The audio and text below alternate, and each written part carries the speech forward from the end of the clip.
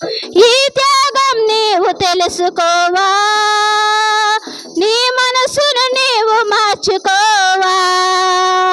ఈ త్యాగం నీవు తెలుసుకోవా, నీ మనసును నీవు మార్చుకోవా.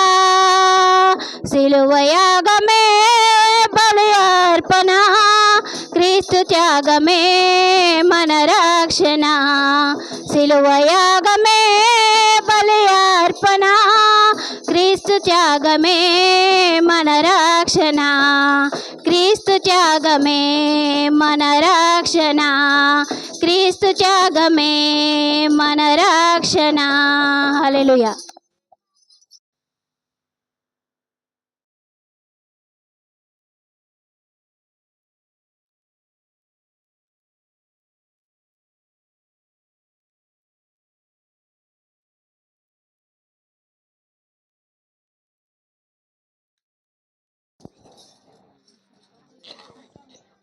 హల్లెలూయా. యేసయ్య పాదాలు బంగారు పాదాలు, ఎండల్లో కందాయ్యా అయ్యయ్యో, రాళ్ళల్లో చెట్లాయ్యా ఎండల్లో కందాయ్యా అయ్యయ్యో, రాళ్ళల్లో చెట్లాయ్యా. యేసయ్య పాదాలు బంగారు పాదాలు, ఎండల్లో కందాయ్యా అయ్యయ్యో, రాళ్ళల్లో చెట్లాయ్యా. మండేటి ఎండల్లో కాడే మోసవే, నడవలేక తూలావయ్యా అయ్యయ్యో, నేలకు కూలావయ్యా. మండేటి ఎండల్లో కాడే మోసవే, నడవలేక తూలాడయ్యా అయ్యయ్యో, నేలకు ఒదిగాడయ్యా. యేసయ్య పాదాలు బంగారు పాదాలు, ఎండల్లో కందాయ్యా అయ్యయ్యో, రాళ్ళల్లో చెట్లాయ్యా. కొయ్యపై కాలు పెట్టి శీలాలు కొట్టరే, పాదాలు హదిరాయ్యా అయ్యయ్యో, పాదాలు చిటికాయ్యా. కొయ్యపై కాలు పెట్టి శీలాలు కొట్టరే, పాదాలు హదిరాయ్యా అయ్యయ్యో, పాదాలు చిటికాయ్యా. యేసయ్య పాదాలు బంగారు పాదాలు, ఎండల్లో కందాయ్యా అయ్యయ్యో, రాళ్ళల్లో చెట్లాయ్యా. ఈ ప్రేమమూర్తి పాదాలు నమ్ముకుంటే పాపాలు పోతాయ్యా అయ్యయ్యో, శాపాలు తీసావయ్యా.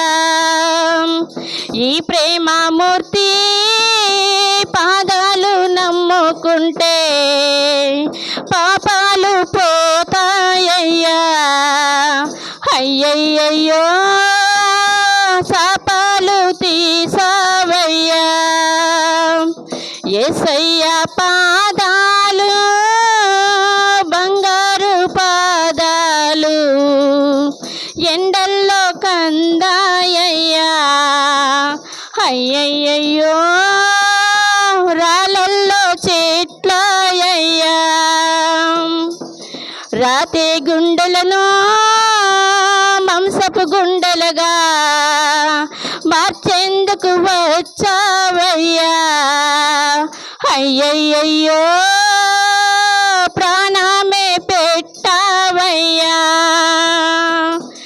రాతి గుండెలను మాంసపు గుండెలుగా మార్చేందుకు వచ్చావయ్యా. అయ్యయ్యయ్యో ప్రాణమే పెట్టావయ్యా. యేసయ్యా పాదాలు బంగారు పాదాలు ఎండల్లో కందాయ్యా.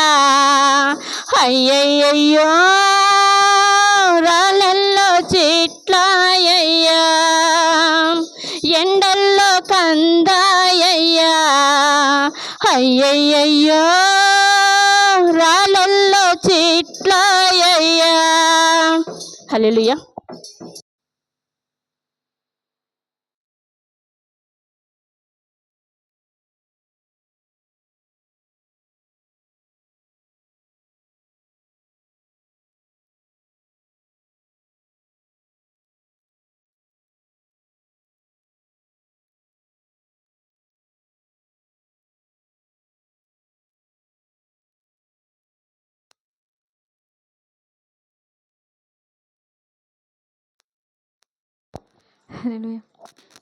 విడువని దేవుడా నీవే మా మంచి యేసయ్యా.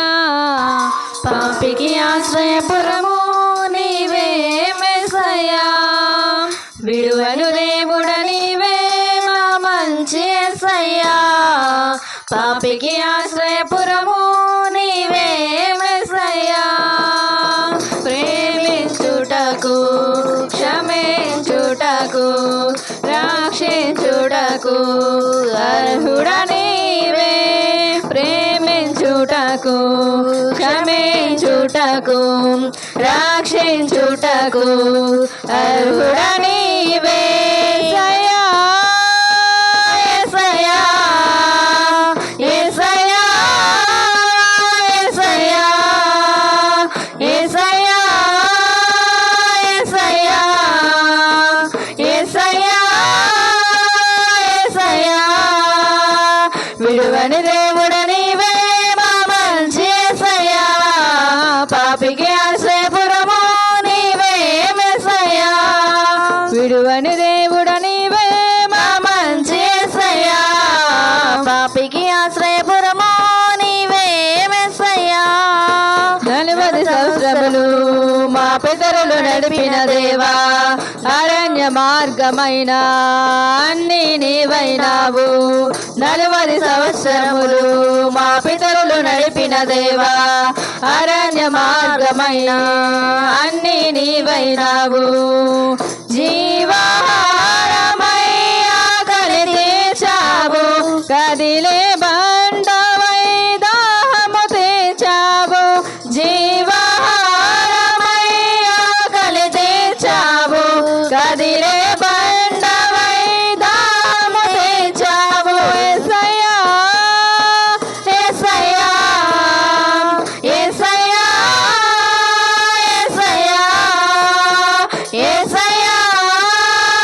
యేసయ్యా యేసయ్యా యేసయ్యా. విడువని దేవుడ నీవే మా మంచి యేసయ్యా. పాపికి ఆశ్రయపురము నీవే మెస్సయ్యా. విడువని దేవుడ నీవే మా మంచి యేసయ్యా. పాపికి ఆశ్రయపురము నీవే మెస్సయ్యా. ఇతడు సర్పవలే పైకెత్తబడినావు. నిన్ను చూసిన వారు ఆనాడు బ్రతికారు. ఇత్తడి సర్పవలే పైకెత్తబడినావు. నిన్ను చూసిన వారు ఆనాడు బ్రతికారు. సిలువల వేలాడే నీ దరి చేరిన జనులందరూ నిన్ను నిత్యము బ్రతుకారు.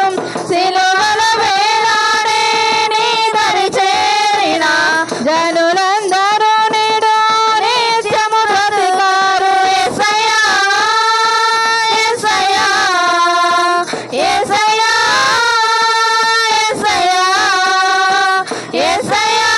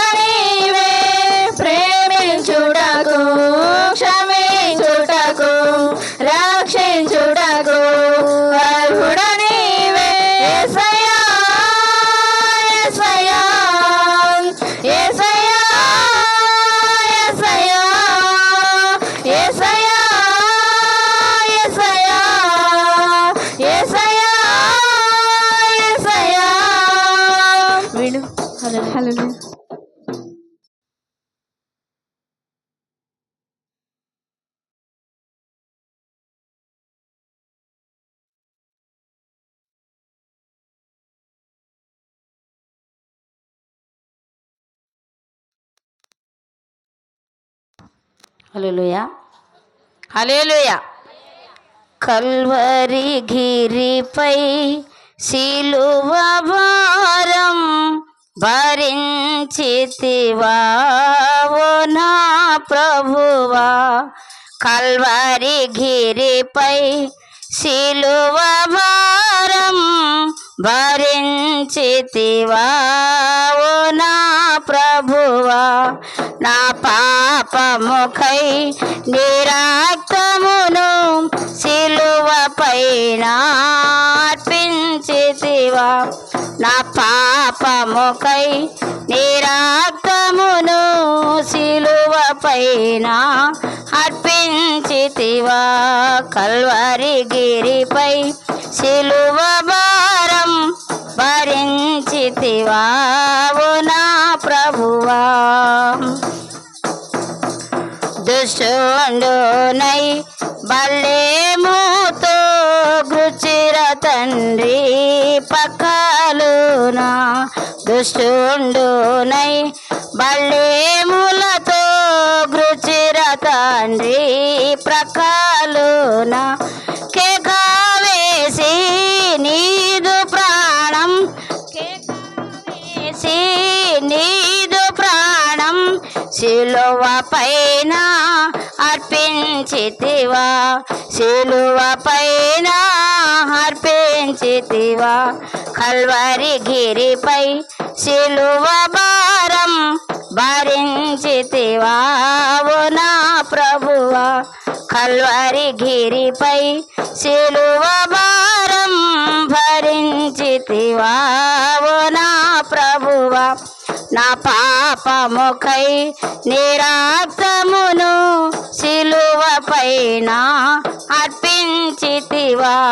నా పాపముఖై నిరాక్తమును శిలువ పైన అర్పించితివా.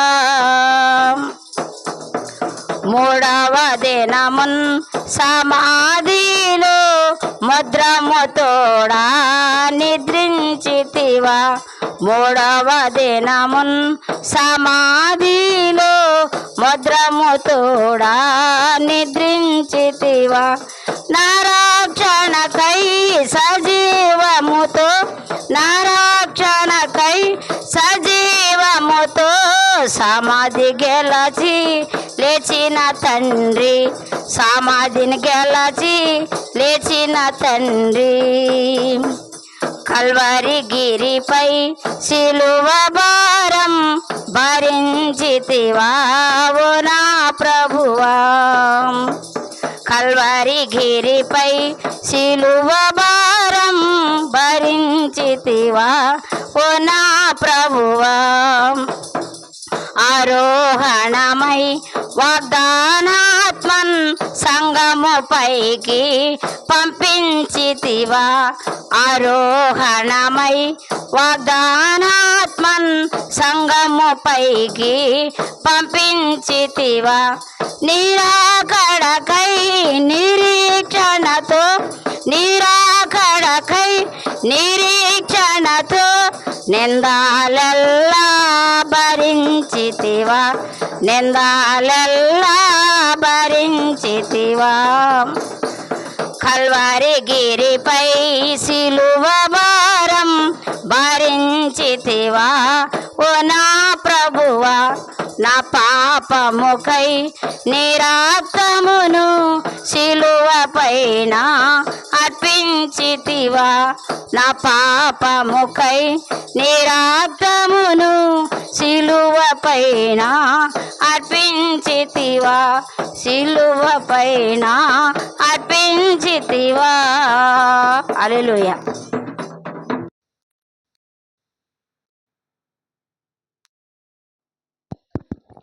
వాక్య భాగం చదువుదామండి.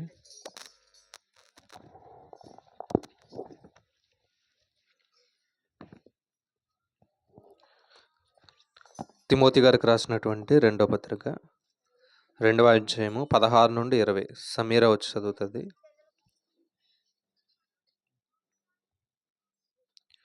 తిమోతి గారికి రాసినటువంటి రెండో పత్రిక 2వ అధ్యాయము 16 నుండి 20 వచనాలు.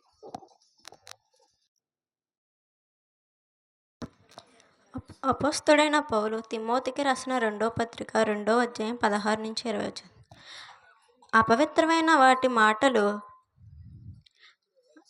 అపవిత్రమైన మాటలు మాట్లాడక విముఖుడే ఉండుడము. అట్టి మాట్లాడేవారు మరీ ఎక్కువగా భక్తిహీనులగురు. కొరుకు పండు ప్రాకునట్లు వారు మాటలు ప్రాకును. వారిలో హోమేమీయులను ఫిలిస్తీయులను ఉన్నారు. వారు పునరుద్ధానం గతించరని చెప్పుచు సత్యము విషయము తప్పిపోయి కొందరు విషయమును చెరుపుచున్నారు. అయినను దేవుని యొక్క స్థిరమైన పునాది నిలకడగా ఉన్నది. ప్రభువు తన వారికి ఎరుగును అనునదియు ప్రభువు నామమును ఒప్పుకొనుచు ప్రతివాడును దుర్నీతి నుండి తొలగిపోవలను అనునదియు దానికి ముద్రగా ఉన్నది. గొప్ప ఇంటిలో వెండి పాత్రలను బంగారు పాత్రలు మాత్రమే కాగా కర్రవియు మట్టివి కూడా ఉండవును. వాటిలో కొన్ని ఘనతకు కొన్ని ఘనహీనతకు వినియోగించబడెను. ఈ చిన్న వాక్యం దిగు. వాక్యభాగం చదివినందుకు క్రీస్తు వారి పేరట వందనాలు. మరి యొక్క కూడిక మరి ఎందు నిమిత్తమైతే ఏర్పాటు చేసి ఉన్నారో దయతో కుటుంబ సభ్యులు వచ్చి తెలియపరుస్తారు.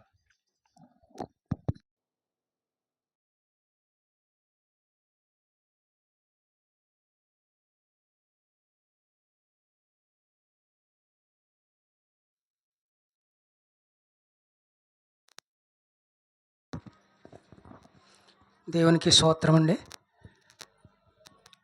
ఈ శిలువజాన కూడుకుల్లో అందరూ కూడా మరి శిలువజాన కూడుకులు పెట్టుకుంటున్నారని ఈ కూడుకు మేము కూడా ఏర్పాటు చేసుకున్నామండి.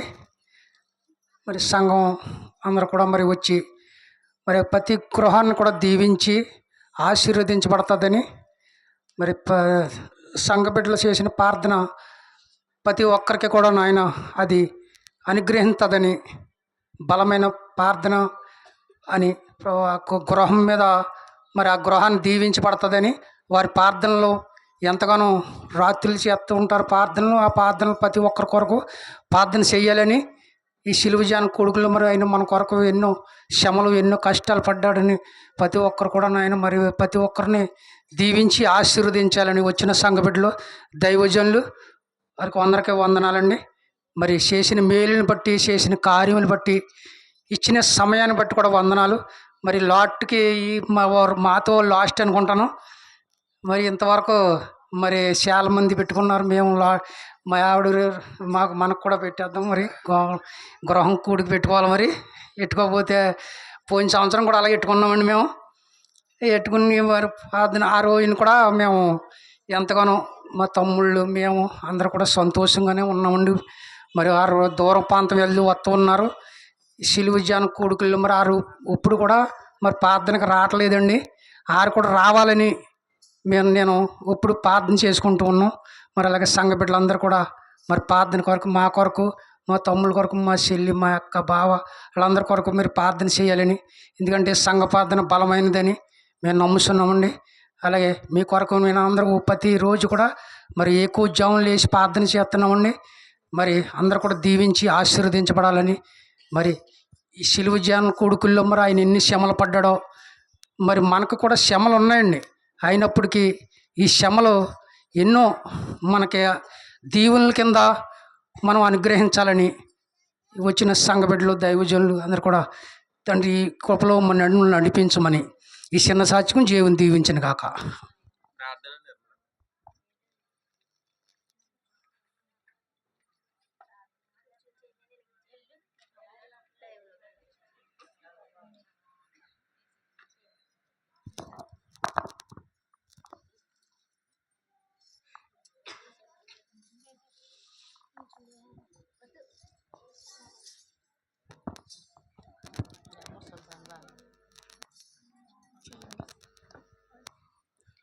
ప్రార్థన చేసుకుందామండి. స్తోత్రం స్తోత్రం స్తోత్రం స్తోత్రం స్తోత్రం స్తోత్రం స్తోత్రం స్తోత్రం స్తోత్రం. మహాపరిశుద్ధుడ మహాగణుడ సర్వశక్తిమంతుడ సర్వాధికారి నీ పరిశుద్ధ పాదాలకు వందనాలయ్యా, స్తోత్రములు తండ్రి. ఇదిగో నా ప్రభా, గడిచిన దినం నుంచి గడారు దినం దాకా నీ సజీవ రెక్కల చాటు నా తండ్రి మమ్మల్ని కాపాడి నా తండ్రి, ఈ రీతిగా నా తండ్రి బలపరిచి నా తండ్రి మేము కూడుకున్నట్టుకు నా తండ్రి నువ్వు ఇచ్చిన సమయాన్ని బట్టి వందనాలయ్యా, స్తోత్రములు తండ్రి. ఇదిగో నా ప్రభా, నాయన దైవజనులు రాకపోకలేదు తోడుగా ఉన్నావయ్యా నా తండ్రి, నీకే వందనాలు బాబు, స్తోత్రములు తండ్రి. అలాగే నా ప్రభు ఈ కూడుకు పెట్టుకున్న బిడ్డలు కూడా దీవించండి అయ్యా నా తండ్రి, నీకే వందనాలు బాబు, స్తోత్రములు తండ్రి. నాయన ఈ 40 దినాలు కూడా నా ప్రభా ప్రతి ఒక్కరం కూడా నా ప్రభా నీలో మహిమకరంగా నా తండ్రి జీవించుటకు సహాయం దయచేయండి అయ్యా నా తండ్రి. దైవజనులు అయితే ఎన్నో వాక్యాలు నా ప్రభా మా కొరకు చెప్పి ఉన్నారయ్యా నా తండ్రి. నా ప్రభా మా జీవితాలు సరి చేసుకునే భాగ్యాన్ని దయచేయండి అయ్యా నా తండ్రి, నీకే వందనాలు బాబు, స్తోత్రములు తండ్రి. అలాగే నా ప్రభా ముఖ్యంగా మరి నాయన సత్యానందం గారి కుటుంబాన్ని దీవించండి, ఆశీర్వదించండి, బలపరచండి ప్రభా. అయ్యా నా తండ్రి నీ జ్ఞానమునిచ్చి నా తండ్రి ఎంతగానో నడిపిస్తున్నావయ్యా నా తండ్రి, నీకే వందనాలు. ఇదిగో నా ప్రభు వారి బిడ్డల పట్ల వారి పట్ల నా తండ్రి నాయన మీరు కాపుదల దయచేస్తున్నందుకు నీకే వందనాలు బాబు, స్తోత్రములు తండ్రి. అయ్యా మంచిడు గృహంను దయచేసినందుకు నీకే స్తోత్రములు తండ్రి. అయ్యా నా తండ్రి ఆట విషయంలో వెళ్ళినప్పుడు రాకపోకలేంది ఎంతకో తోడుగా ఉంటున్నావయ్యా నా తండ్రి, నీకే వందనాలు బాబు, స్తోత్రములు తండ్రి. అయ్యా వారి బంధువుని వారి చుట్టూ ఉన్న సమస్తాన్ని జ్ఞాపకం చేసుకుని దర్శించండి అయ్యా నా తండ్రి. అయ్యా వారి కుటుంబంలో అయితే అనేక మేలులు చేసావని చెప్పి ఉన్నారయ్యా నా తండ్రి, నీకే వందనాలు బాబు. ఏమిచ్చి నీకు రుణం తీర్చుకోమయ్యా నా తండ్రి. నా ప్రభా ఏది అడిగినా ఆయన తీర్చగల మహోన్నతుడు తండ్రి, నీకు అసాధ్యమైంది ఏమీ లేదయ్యా నా తండ్రి, నీకే వందనాలు బాబు, స్తోత్రములు తండ్రి.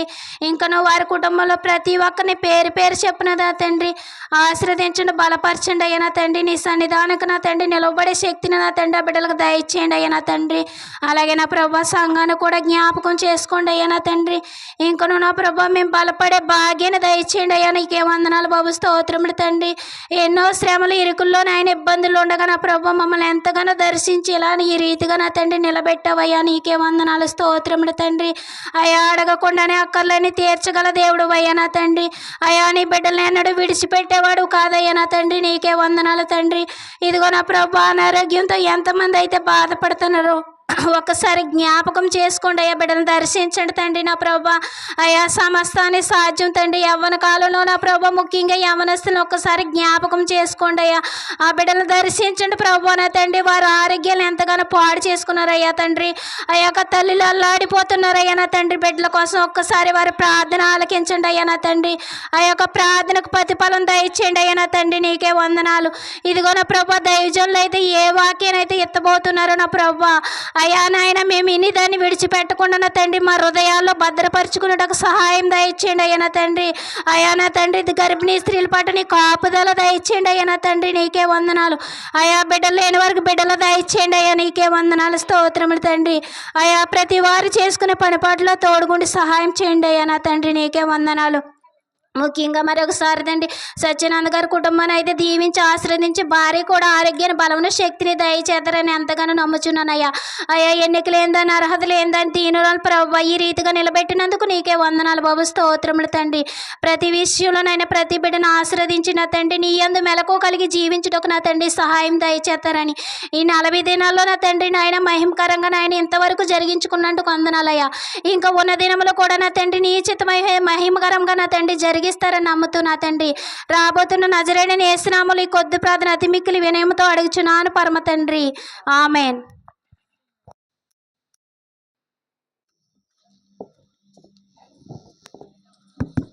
ప్రార్థించినందుకు క్రీస్తు వారి పేరట వందనాలు. చిన్న ప్రార్థన చేసి వాక్యాన్ని ధ్యానిద్దాం. దయ కలిగిన మా కన్న తండ్రి, మీ ఘనమైన ఉన్నతమైన నామమునకు వందనములు. దేవ మీ యొక్క ఉన్నతమైన కృపను బట్టి మమ్మల్ని కాచి కాపాడిన విధానాన్ని బట్టి తండ్రి వందనములయ్యా. ఇటు రీతిగా దేవా మేమందరం కలిసి నీ మాటలు దేవా జ్ఞానించుటకు తండ్రి మా అందరికీ కూడా దేవదిగో తండ్రి ఆరోగ్యమును ఆయుష్నిచ్చినందుకు వందనములు. దేవా మీ యొక్క ఉన్నతమైన కృపలో ఈ యొక్క కుటుంబాన్ని తండ్రి బలపరచండి, పెద్దవారికి ఆరోగ్యాన్ని ఇవ్వండి, చిన్నవారిని దీవించండి. ఈ యొక్క కుటుంబం ద్వారా తండ్రి దేవా మేము నేర్చుకునేటటువంటి ప్రతి పాఠము ఈ యొక్క కుటుంబానికి మాకు కూడా తండ్రి మేలుకరంగా మారుటకు తండ్రి సహాయం దయచేయండి. కూడి వచ్చినటువంటి బిడ్డలందరినీ జ్ఞాపకం చేసుకోండి. ఈ యొక్క ఉదయకాలం నుంచి దేవా మాకు తెలిసి తెలియక ఏమన్నా పొరపాట్లు చేసి ఉంటే దేవా మీరు మమ్మల్ని మన్నించి దేవా నీ వాక్యం ద్వారా తండ్రి మరలా బలపడుటకు సహాయం దయచేస్తారని పరిశుద్ధాత్మదేవుని తోడుగా ఉంచుతారని తండ్రి కోరుచు ఈ యొక్క ప్రార్థన క్రీస్తునామను బట్టి అడిగి వేడుకుంటున్నాం పరమ తండ్రి, ఆమేన్. తండ్రి అయిన దేవునికి కృతజ్ఞతాస్తుతులు చెల్లిస్తూ ఈ కూడికి ఏర్పాటు చేసినటువంటి కుటుంబానికి, కూడి వచ్చిన ప్రతి కుటుంబాలకి క్రీస్తు వారి పేరట వందనాలు. పరిశుద్ధ గ్రంథంలో నుండి కొన్ని విషయాలు జాగ్రత్తగా ఆలోచన చేద్దాం. పరిశుద్ధ గ్రంథంలో చాలామంది భక్తులు కనిపిస్తారు, భక్తిహీనులు కూడా కనిపిస్తారు. అంటే ఆది కాండం నుండి ప్రకటన గ్రంథం వరకు మనం ఆలోచన చేసినప్పుడు ఎంతోమంది వారి యొక్క చరిత్రలు మనం చదువుతూ ఉంటాం. దేవుడు ఒక వచనంతో తేల్చినటువంటి సందర్భాలు ఉన్నాయి. కొన్ని అధ్యాయాలు రాయించాడు కొంతమంది గురించి కొన్ని పుస్తకాలే రాయించాడు దేవుడు. ఏమండి, కొంతమంది గురించి ఆ పుస్తకానికి కూడా వారి పేర్లు పెట్టినట్టుగా మనం చూస్తాం. అంటే వీళ్ళు ఎవరు అంటే భక్తిపరులుగా కనిపిస్తున్నారు, కొంతమంది భక్తిహీనులుగా కనిపిస్తున్నారు, కొంతమంది నీతిమంతులుగా కనిపిస్తున్నారు, కొంతమంది అనీతిమంతులుగా కనిపిస్తున్నారు. అయితే దేవుడు ఇవన్నీ కూడా మన కొరకు ఎందుకు రాయించాడు అని ఆలోచన చేసినప్పుడు కొరింథీయులకు రాసినటువంటి మొదటి పత్రిక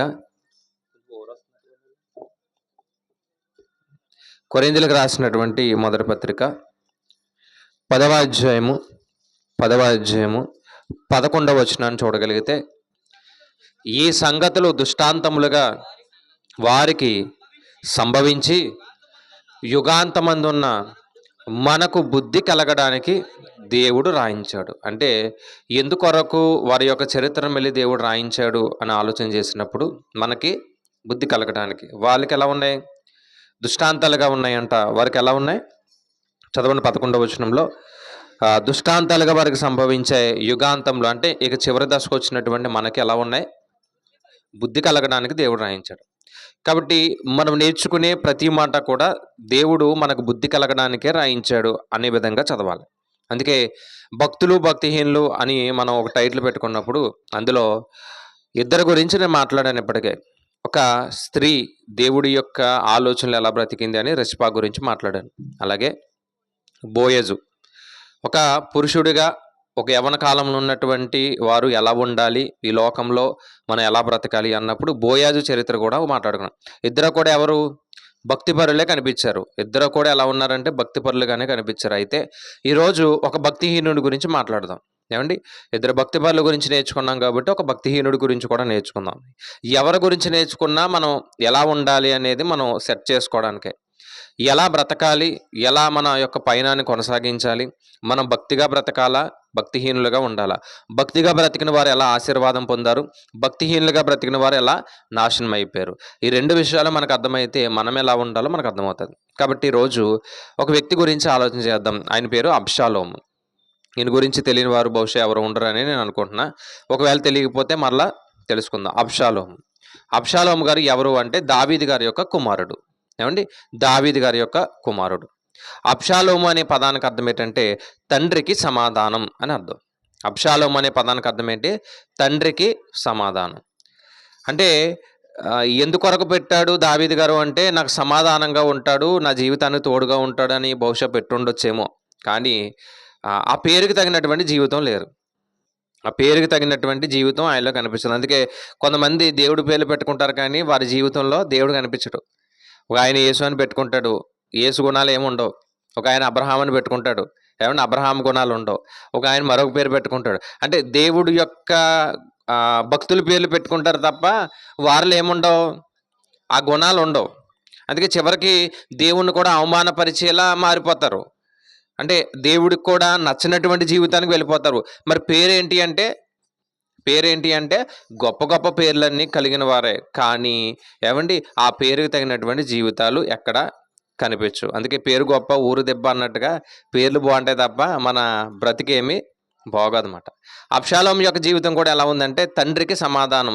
కానీ తండ్రి జీవితాన్ని పూర్తిగా పాడు చేసి చివరికి తన జీవితాన్ని కూడా, అంటే తండ్రి జీవితాన్ని పాడు చేయాలనుకుని పూర్తిగా తన జీవితాన్ని పాడు చేసుకున్నటువంటి వ్యక్తి ఎవరు అంటే అబ్షాలోము. కాబట్టి దీని గురించి జాగ్రత్తగా ఆలోచన చేద్దాం. దావీదు గారికి చాలా మంది పిల్లలు ఉన్నారు. సుమారుగా ఒక 19 మంది పిల్లలు ఉన్నారు దావీదు గారికి.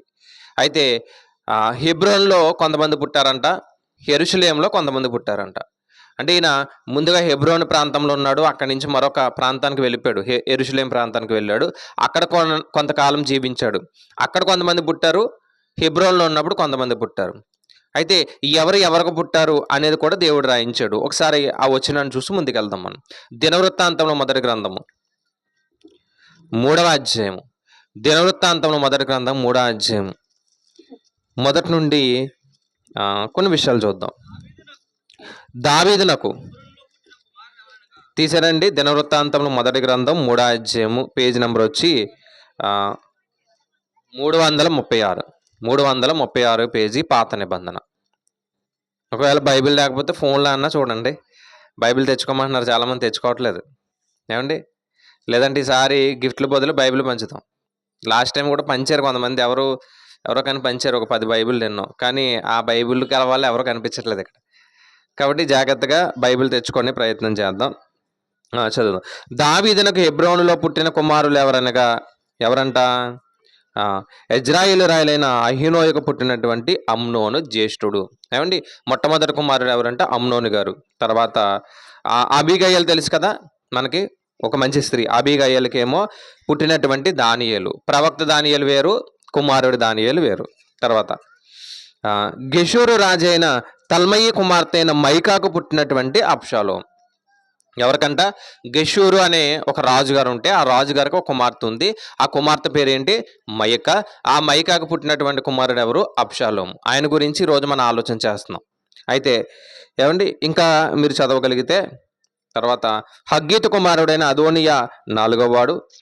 తర్వాత అబీటలు కనిన షపట్య 5వ వాడు. అతని భార్య అయిన ఎగ్లా కనిన ఇత్రయాము 6వ వాడు. మొత్తానికి హెబ్రోన్లో పుట్టిన వారు 6. తర్వాత యెరూషలేంలో పుట్టిన వారు 4. అందులో సొలొమోను గారు కనిపిస్తారు మనకి. బెత్షెబాకు పుట్టినటువంటి కుమారుడు సొలొమోను గారు. అక్కడికి 10 మంది అయ్యారు. తర్వాత ఇంకా చాలా మంది పేర్లు చెప్పారు. మొత్తానికి 9 మంది ఇంకా కింద కనిపిస్తారు. మొత్తానికి ఎంతమంది పిల్లలు? రాజుగారికి అండి ఎంతమంది? ఆ కాలం వేరు ఏమండి, ఆ కాలం యొక్క పరిస్థితులు వేరు. అందుకే భార్యలు ఎక్కువగా ఉన్నారు, పిల్లలు కూడా ఎక్కువగానే ఉన్నారు. మొత్తానికి ఒక 19 మంది పిల్లలు కనిపిస్తారు. అందులో పెద్దవాడు ఎవరంటే అమ్నోను. తర్వాత పుట్టినవారు ఎవరు అంటే అబ్షాలోము. అయితే ఈ అబ్షాలోము ఎలాంటి వాడు అనేది మనం జాగ్రత్తగా ఆలోచన చేసుకుంటూ వెళ్దాం. ఈ అబ్షాలోము ఎలాంటి వాడు అంటే, ముందుగా గెషూరు రాజు అయిన ఎవరికి పుట్టాడంట? మైకాకు పుట్టినటువంటి అబ్షాలోము. అంటే దావీదు గారు మహారాజు గారు, దావీదు గారి యొక్క భార్య ఎవరంట? ఆమె కూడా రాజు కుటుంబంలోంచే వచ్చింది. మీరు అక్కడ అబీగయలు ఉంది కదా, అబీగయలు రాజు కుటుంబంలోంచి రాలేదు. ఎలా వచ్చింది? ఒక వ్యక్తి ఉన్నాడు, ఆ వ్యక్తికి దగ్గరికి ఆహారం కావాలని పంపిస్తే అతను ఏం చేశాడు? దావీదు గారి మీద తిరుగుబాటు చేశాడు. అప్పుడు అతను చనిపోయాడు దేవుడు మొత్తడాన్ని బట్టి. ఆ యొక్క భర్త ఎవరైతే ఉన్నారో ఆ భర్త యొక్క భార్య అబీగయలు. ఆ అబీగయల్ని ఎవరు చేసుకున్నారు? దావీదు గారు చేసుకున్నారు. అంటే రాజు కుటుంబం కాదు. కానీ ఇక్కడ మైకా ఎవరు అంటే గెషూరు రాజైన తల్మయి. గెషూరు అంటే చాలా పెద్ద రాజ్యం. ఆ పెద్ద రాజ్యంలో ఒక రాణి గారు ఉన్నారు. ఆ రాణి గారి యొక్క కుమారుడు ఎవరు? అబ్షాలోము. అంటే కుటుంబం చాలా గొప్ప కుటుంబమే. అటు తండ్రి రాజు కుటుంబమే, అటు తల్లి కూడా రాజు కుటుంబమే. అంటే ఎలా ఉంటారో చూడండి. ఇద్దరు కూడా ఎవరు? రాజు కుటుంబమే. ఏమండి, ఇది మొదటి గుణం అనుకుందాం. దీనిలో కనిపించే మొదట ఆధిక్యత అనుకుందాం. గుణాల కంటే ఆధిక్యత అనుకుందాం. మొదటి ఆధిక్యత ఏంటి? ఇద్దరు కూడా, తల్లిదండ్రులు ఇద్దరు కూడా ఏ కుటుంబానికి సంబంధించిన వారు? రాజ కుటుంబానికి సంబంధించిన వారుగా కనిపించారు. ఇక ఈయన యొక్క పర్సనాలిటీ కూడా ఆలోచన చేద్దాం. ఎలాంటి వాడంటే, సమూయేలు గారు రాసినటువంటి 2వ గ్రంథం, సమూయేలు గారు రాసినటువంటి 2వ గ్రంథం 14వ అధ్యాయం 25వ వచనం. సమూయేలు గారు రాసినటువంటి 2వ గ్రంథం 14వ అధ్యాయం 25. ఇశ్రాయేల్ అందరిలో అబ్షాలోము అంత సౌందర్యం గలవాడు ఒక్కడు లేడు. ఎవరిలోనంట? ఇశ్రాయేల్ అందరిలో కూడా అబ్షాలోము లాంటి సౌందర్యం కలిగిన వాడు అసలు ఎవ్వరూ లేరంట. ఇప్పుడు మన దేశం ఉందనుకోండి, భారతదేశం జనాభాలో మొదటి స్థానంలో ఉందంట. ఇప్పుడు 2వ స్థానంలో ఉండేది. మొదటి స్థానం ఏంటి? చైనా అనుకుంటా.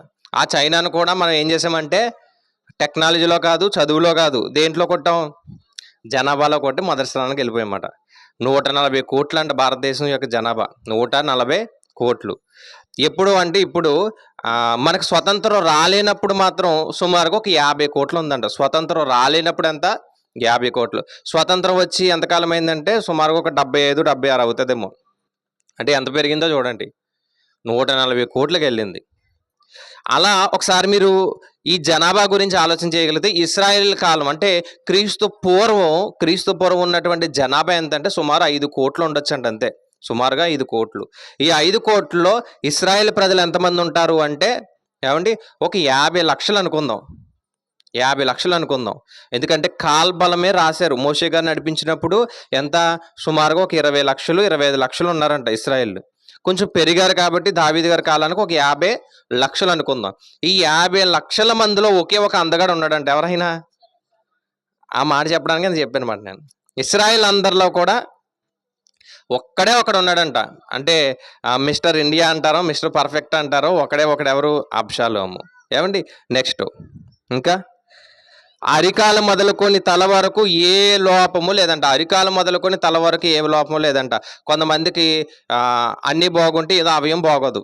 కొంతమందికి కళ్ళు బాగోవు, లేదంటే చెవులు బాగోవు, లేదంటే ముక్కు బాగోదు. మొత్తానికి అన్నీ బాగానే ఉంటాయి, ఏదో ఒకటి బాగోదు.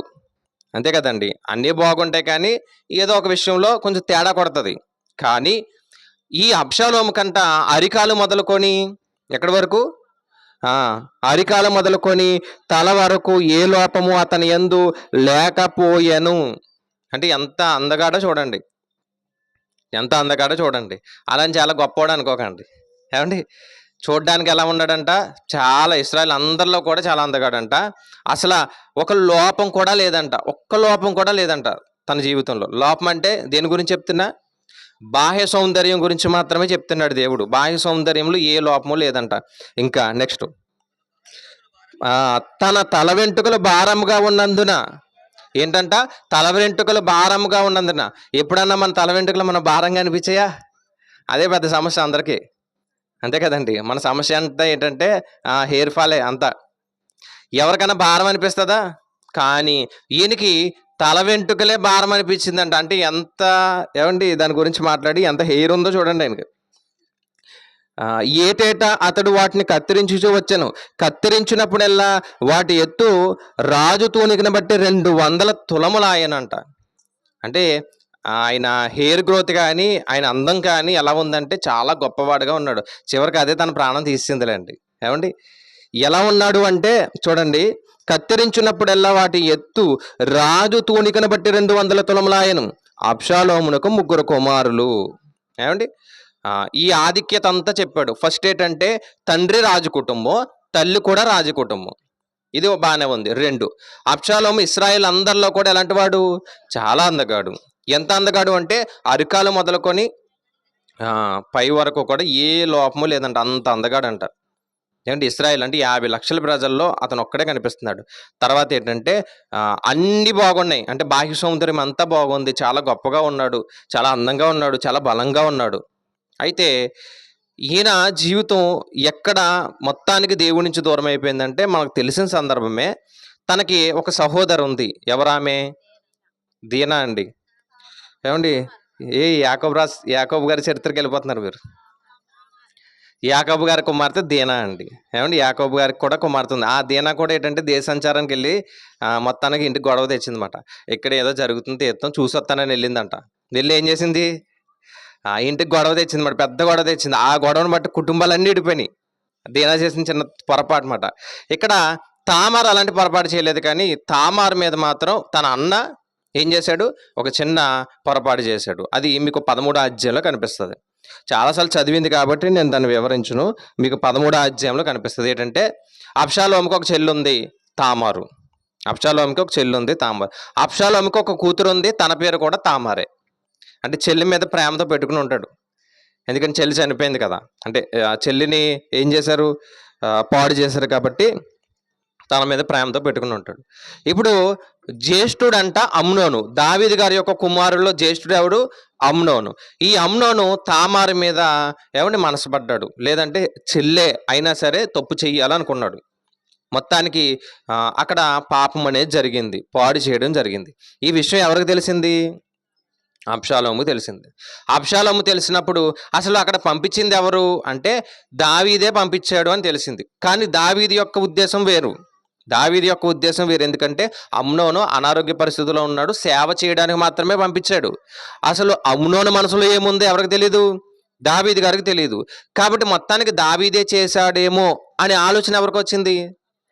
ఎందుకు వచ్చిందంటే అమ్నోనేమో ఒకరికి పుట్టాడు, అబ్షాలోమేమో మరొకరికి పుట్టారు. అంటే తండ్రి ఒకడైనా తల్లులు వేరు కాబట్టి ఈ ఆలోచన వచ్చింది. మొత్తానికి ఏం చేశాడంటే 2 సంవత్సరాలు వదిలేశాడు.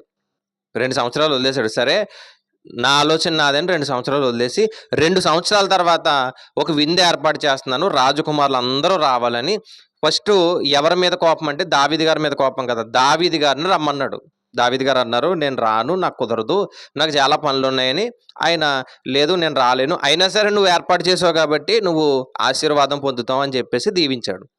లేదు లేదు మీరు రాకపోయినా మన జ్యేష్ఠుడు అన్నున్నారు కదా అమ్నోను, ఆయనన్నా పంపించండి అంటే ముందు దావీదు గారు వద్దు అన్నారు. కానీ బతిమాలడంతో ఏం చేశాడు, అమ్నోని పంపించాడు. అమ్నోని పంపించగానే అమ్నోన్ రాగానే విందంటే ఏముంటాయి, అన్నీ ఉంటాయి కదా. మీరు సేవకులను పిలిచాడంటే పనివారిని పిలిచి మీరు ఫుల్గా అమ్నోన్ని తాగించేయండి. ఆ తాగించిన తర్వాత మత్తులో ఉన్నప్పుడు అమ్నోన్ని ఏం చేయాలంటే చంపేయండి అని చెప్పాడు. మత్తులో ఉన్నప్పుడు ఏం చేయాలి, అమ్నోన్ని చంపేయండి అంటే మొత్తానికి అబ్షాలోము ఏం చేశాడంటే అమ్నోన్ని ఏం చేశాడు, చంపేశాడు. మీరు ఇంటికి వెళ్ళిన తర్వాత మళ్ళీ చదవండి. నేను 13, 14 అధ్యాయాలు చెప్పేశాను. 2 అధ్యాయాలు చెప్పాను. 13, 14 అధ్యాయాల్లో జరిగిన సంగతి చెప్పాను. అబ్షాలోము అమ్నోన్ని ఏం చేశాడు, చంపేశాడు. ఈ చనిపోయినటువంటి సంగతి ఎవరికి తెలిసింది, దావీదు గారికి తెలిసింది. అయితే చంపిన తర్వాత అబ్షాలోము వాళ్ళ అమ్మగారింటికి పారిపోయాడంట. దావీదు చంపుతాడేమన్న భయంతో ఎక్కడ పారిపోయాడు, అమ్మగారింటికి పారిపోయాడు. అమ్మగారి యొక్క నాన్నెవరు, రాజే కదా, రాజుగారి ఇంటికి వెళ్ళిపోయాడంట. ఆ రాజుగారి ఇంటికి వెళ్ళిపోయి తలదాచుకున్నాడు. రోజు అమ్నోను నిమిత్తం ఏమంటే దావీదు గారు రోజు ఏడుస్తూనే ఉన్నారంట, ప్రతి దినం ఏడుస్తూనే ఉన్నారంట. అలా ఏడుస్తూ అబ్షాలోము ఎక్కడికి వెళ్ళిపోయాడు, అబ్షాలోముని నెతకండి అనే ఒక ఆలోచన చేశాడు. కానీ అబ్షాలోము మీద కోపం లేదు ఆయనకి. అలా ఒక సుమారుగా 2-3 సంవత్సరాలు గడిచిపోయింది. వెళ్ళిపోయాడు, రాలేదు. 2-3 సంవత్సరాలు గడిచిపోయిన తర్వాత అమ్నోను మీద ఏమండి ప్రారంభం ఉన్నటువంటి ప్రేమ అలా ఏమవుతుంది, తగ్గిపోద్ది కదా. అంటే చనిపోయిన వ్యక్తులు ఎవరన్నా ఉన్నారనుకోండి, ఒక నెల ఉంటుంది బాధ, ఒక సంవత్సరం ఉంటుందేమో బాధ, అంతేనా. తర్వాత అన్నీ మర్చిపోయి మన జీవితాన్ని మనం ఏం చేస్తాం, మళ్ళీ కొనసాగిస్తాం. అలాగే ఒక 2-3 సంవత్సరాలకి అమ్నోన్ని మర్చిపోయాడు. అబ్షాలోముని సరే తీసుకొచ్చేద్దామని అనుకున్నాడు, కానీ అబ్షాలోమును కూడా మర్చిపోయాడు. అంటే మర్చిపోవడం అంటే సరే ఆయన బ్రతుకుతున్నాడు కదా, ఆయన బ్రతకనివ్వండి అని వదిలేశాడు. అయితే ఈ దావీదు గారి యొక్క ఏమండి సేవకుడు ఒక ఆయన ఉన్నాడు, ఆయన పేరేంటంటే యోవాబు. ఈ యోవాబు వెళ్ళి ఏం చేశాడంటే మరలా వీళ్ళిద్దరితో మాట్లాడి అక్కడ రాజుతో మాట్లాడి తన కుమారుని జాగ్రత్తగా ఎక్కడ తీసుకొచ్చాడు, తన ఇంటికి తీసుకొచ్చాడు. ఒకసారి చూద్దాం మాట. నేను చెప్పింది అర్థమవుతుందండి, ఏదో తమిళ సినిమా చూస్తున్నట్టుందా ఏమండి. మీరు మరలా ఇంటికి వెళ్ళి చదివితే మీకు ఈజీగా అర్థమవుతుంది. అదే 14 అధ్యాయం చూద్దాం. 14 అధ్యాయంలో 23 చూద్దాం, 22 చూద్దాం. తర్వాత యవనుడుగా అబ్షాలోమును రప్పింపమని అతను సెలవీయగా యోవాబు సాష్టాంగ నమస్కారం చేసి రాజును స్తుతించి, రాజువగు నీవు నీ దాసుడైన నా మనవి అంగీకరించినందున నా ఏలిన వాడకు నీ వలన నేను అనుగ్రహము నొంది తిని. వెళ్ళిపోయినవాడిని అలా ఉంచొద్దు ప్రభువా, తీసుకొచ్చేద్దాం, పోలేదా ఆవేశంలో చేసుంటాడు, మంచోడే కదా, నీ కుమారుడే కదా, తీసుకొచ్చేద్దామని దావీదుని ఎవరు అడిగారంట, యోవాబు అడిగాడు. సరే నీ ఆలోచన కూడా మంచిదే, సరే వెళ్ళు, ఒప్పించేదలా తీసుకొచ్చి అన్నాడు. తీసుకొచ్చిన తర్వాత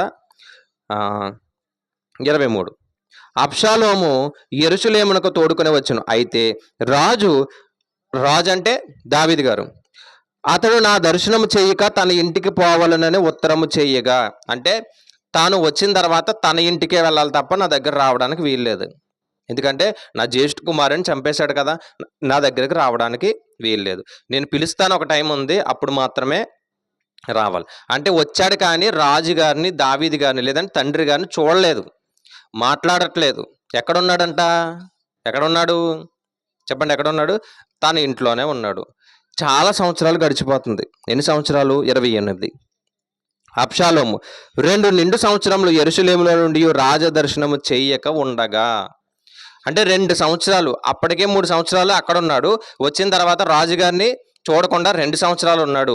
అయితే యోబాబు దగ్గరకు వచ్చి, ఏమండి ఒకసారి మరి తండ్రి గారిని చూడాలనిపిస్తుంది, నువ్వు వెళ్ళి అడుగు, నేను మాట్లాడతాను అని చెప్పినప్పుడు, సరే దావీదు రమ్మని చెప్పాడు. వెళ్ళాడు. దావీదు పట్టుకుని ముద్దు పెట్టాడు. సరే నీ జీవితాన్ని జాగ్రత్తగా గడుపు అని చెప్పాడు. అక్కడితో బాగానే ఉంది అనిపించినప్పుడు అండి, ఏమండి వాళ్ళ ఇంటి దగ్గర ఉన్నప్పుడు ఈయన చేసిన కుట్రలన్నీ ఇప్పుడు బయటపడతాయన్నమాట. అంటే మనిషిని చూడగానే మంచోడు అనుకుంటాం కదా చూడగానే, కానీ మంచిదనం అనేది క్రియల్లోనే ఉంటుంది. అర్థమైందండి? చూడగానే ఎవరిని నమ్మకూడదంట, చూడగానే ఎవరిని నమ్మకూడదు, జాగ్రత్తగా ఆలోచించాలి. చూడడానికి చాలా బాగున్నాడు, తండ్రి దగ్గరకు వచ్చాడు, సాష్టాంగపడ్డాడు, నమస్కారం చేశాడు, అంతా బాగానే ఉంది. కానీ లోపల ఏం దాచుకున్నాడు? చాలా కుట్ర దాచుకున్నాడు, కోపాన్ని దాచుకున్నాడు. అసలు ఈయన చేసినటువంటి మొదటి తప్పు ఏంటంటే అమ్నోని చంపడం. ఎందుకంటే దేవుడు ఒక మాట చెప్పాడు. రోమిలికి రాసిన పత్రిక ఒకసారి చూద్దాం. రోమిలికి రాసిన పత్రిక 12వ అధ్యాయం 29వ వచనాన్ని మీరు చూడగలిగితే, 12వ అధ్యాయము, ఇది ముయ్యొద్దండి, సమూయేలు గ్రంథాన్ని మళ్ళీ చదువుదాం.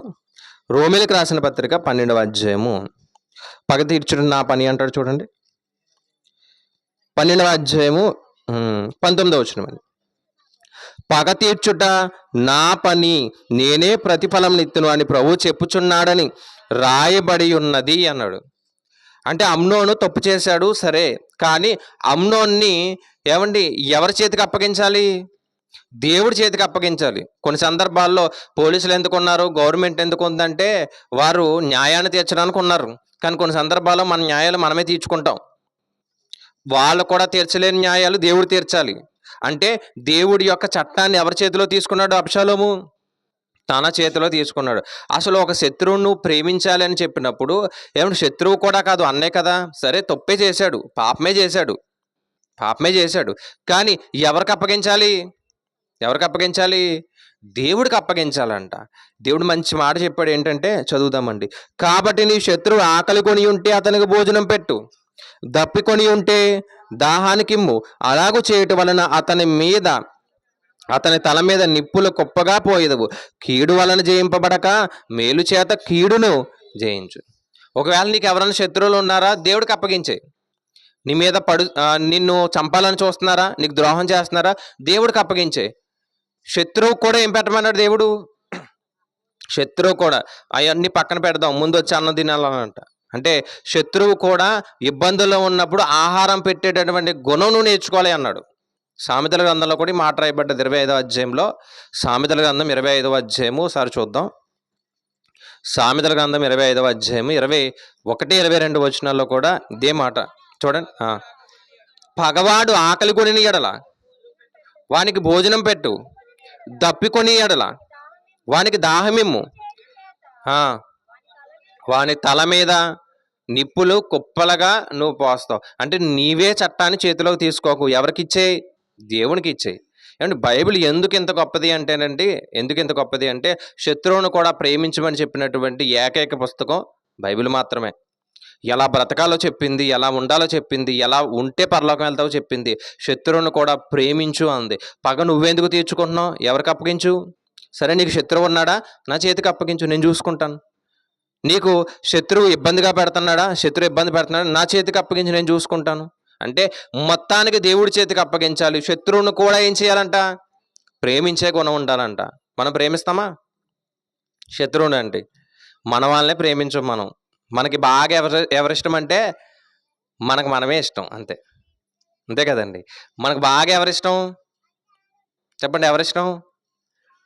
మీకంటే తర్వాతే అనుకుంటారు, అంతే కదా. నన్ను నేను ప్రేమించుకుంటాను, మిమ్మల్ని మీరు ప్రేమించుకుంటారు, అంతే. శత్రువుని ప్రేమించే గుణం ఉందా మనకి? అస్సలా లేదు. శత్రువుని ప్రేమించే గుణం అస్సలా లేదు. కానీ శత్రువును కూడా దేవుడు ఏమంటున్నాడు అంటే ప్రేమించు అంటున్నాడు. నువ్వు ప్రేమించగలిగితే నీకేమిస్తాను? మేలిస్తాను. వాడిని కీడు చేశాడా, అయినా మేలేస్తాను. నీకు ఆపద ఉందా, అయినా సరే నేను మేలిస్తాను. అంటే ఎంత చక్కగా బైబిల్ చెప్తుందో చూడండి. కానీ అబ్షాలోము ఏం చేశాడంటే ఏమండి చట్టాన్ని తన చేతిలో తీసుకున్నాడు, అమ్నోన్ని చంపేశాడు. ఇప్పుడు మరలా వద్దాం సమూయేలు గ్రంథానికి. ఇప్పుడు దావీదు గారి దగ్గరకు వచ్చాడు కదా. దావీదు గారి సన్నిధికి వెళ్ళినప్పుడు 33 చూద్దాం. 14:33 సారి చూద్దాం. చివరి మాటకి వెళ్దామండి. అతడు రాజు నొద్దకు వచ్చి రాజ సన్నిధిని సాష్టాంగ నమస్కారం చేయగా రాజు అబ్షాలోమును ముద్దు పెట్టుకున్నాడు. అంటే వచ్చాడు, అయ్యా ఏదో తప్పు అయిపోయింది అన్నట్టుగా సాష్టాంగపడి నమస్కారం చేశాడు, ముద్దు పెట్టుకున్నాడు. అయితే తర్వాత నుంచి తనకు ఒక ఆలోచన వచ్చింది. ఏంటంటే రాజు నేను అయిపోవాలి అనుకున్నాడంట. నేను రాజుని అయిపోవాలి అంటే బాస్గా ఎవరు ఉండాలి? నేను ఉండాలి. ఇప్పుడు ఏం చేయాలి అని గ్రౌండ్ వర్క్ అంతా స్టార్ట్ చేశాడు. వెంటనే వెళ్ళలేదు. మనం కూడా చూడండి, శత్రువుని చంపడానికి లేదంటే శత్రువుని పడగొట్టడానికి ఫస్ట్ ఏం చేస్తాం? మనం అనుకున్నది చేయడానికి ఫస్ట్ గ్రౌండ్ వర్క్ చేస్తామా లేదా? అంతే కదండి. ఎలాంటి గ్రౌండ్ వర్క్ చేశాడో చూద్దాం ఒకసారి. ఎలాంటి గ్రౌండ్ వర్క్ చేశాడంటే, ఇది అయిన తర్వాత 15వ అధ్యాయం. ఇది అయిన తర్వాత అబ్షాలోము ఒక రథమును గుర్రమును సిద్ధపరిచి తన ఎదుట పరిగెత్తుటకై 50 మంది బంటులను ఏం చేశాడు?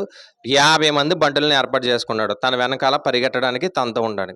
అయితే ఒక రాజు గుమ్మం దగ్గర పక్కన నుంచి ఉంటున్నాడంట. పక్కన నుంచుని రాజుగారి దగ్గరికి వ్యాజ్యానికి ఎవరైనా వస్తుంటే, అంటే ఒక 2 ఫ్యామిలీలు గొడవ పెట్టుకుంది అనుకోండి, ఒక 2 గోత్రాల వరకు గొడవ పెట్టుకున్నారనుకోండి, 2 ప్రాంతాల వరకు గొడవ పెట్టుకున్నారనుకోండి, ఇప్పుడు న్యాయం ఎవరు తీర్చాలి?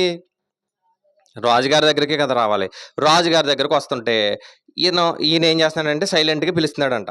పిలిచి నమస్కారం అండి అని చెప్తున్నాడంట.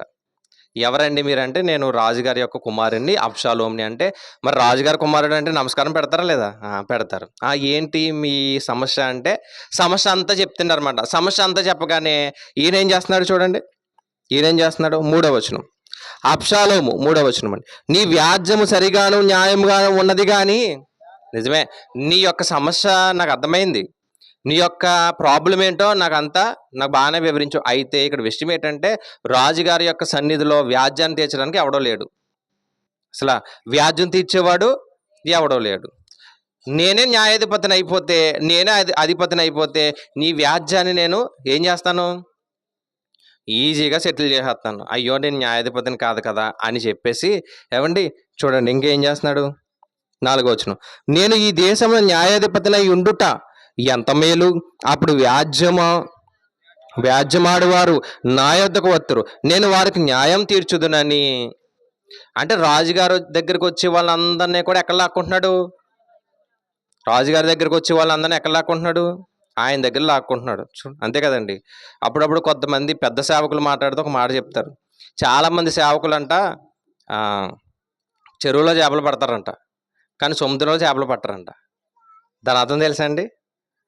చాలామంది చెరువులో చేపలు పట్టడం ఏంటంటే సంఘంలో విశ్వాసం లాక్కుంటారంట, అంతే.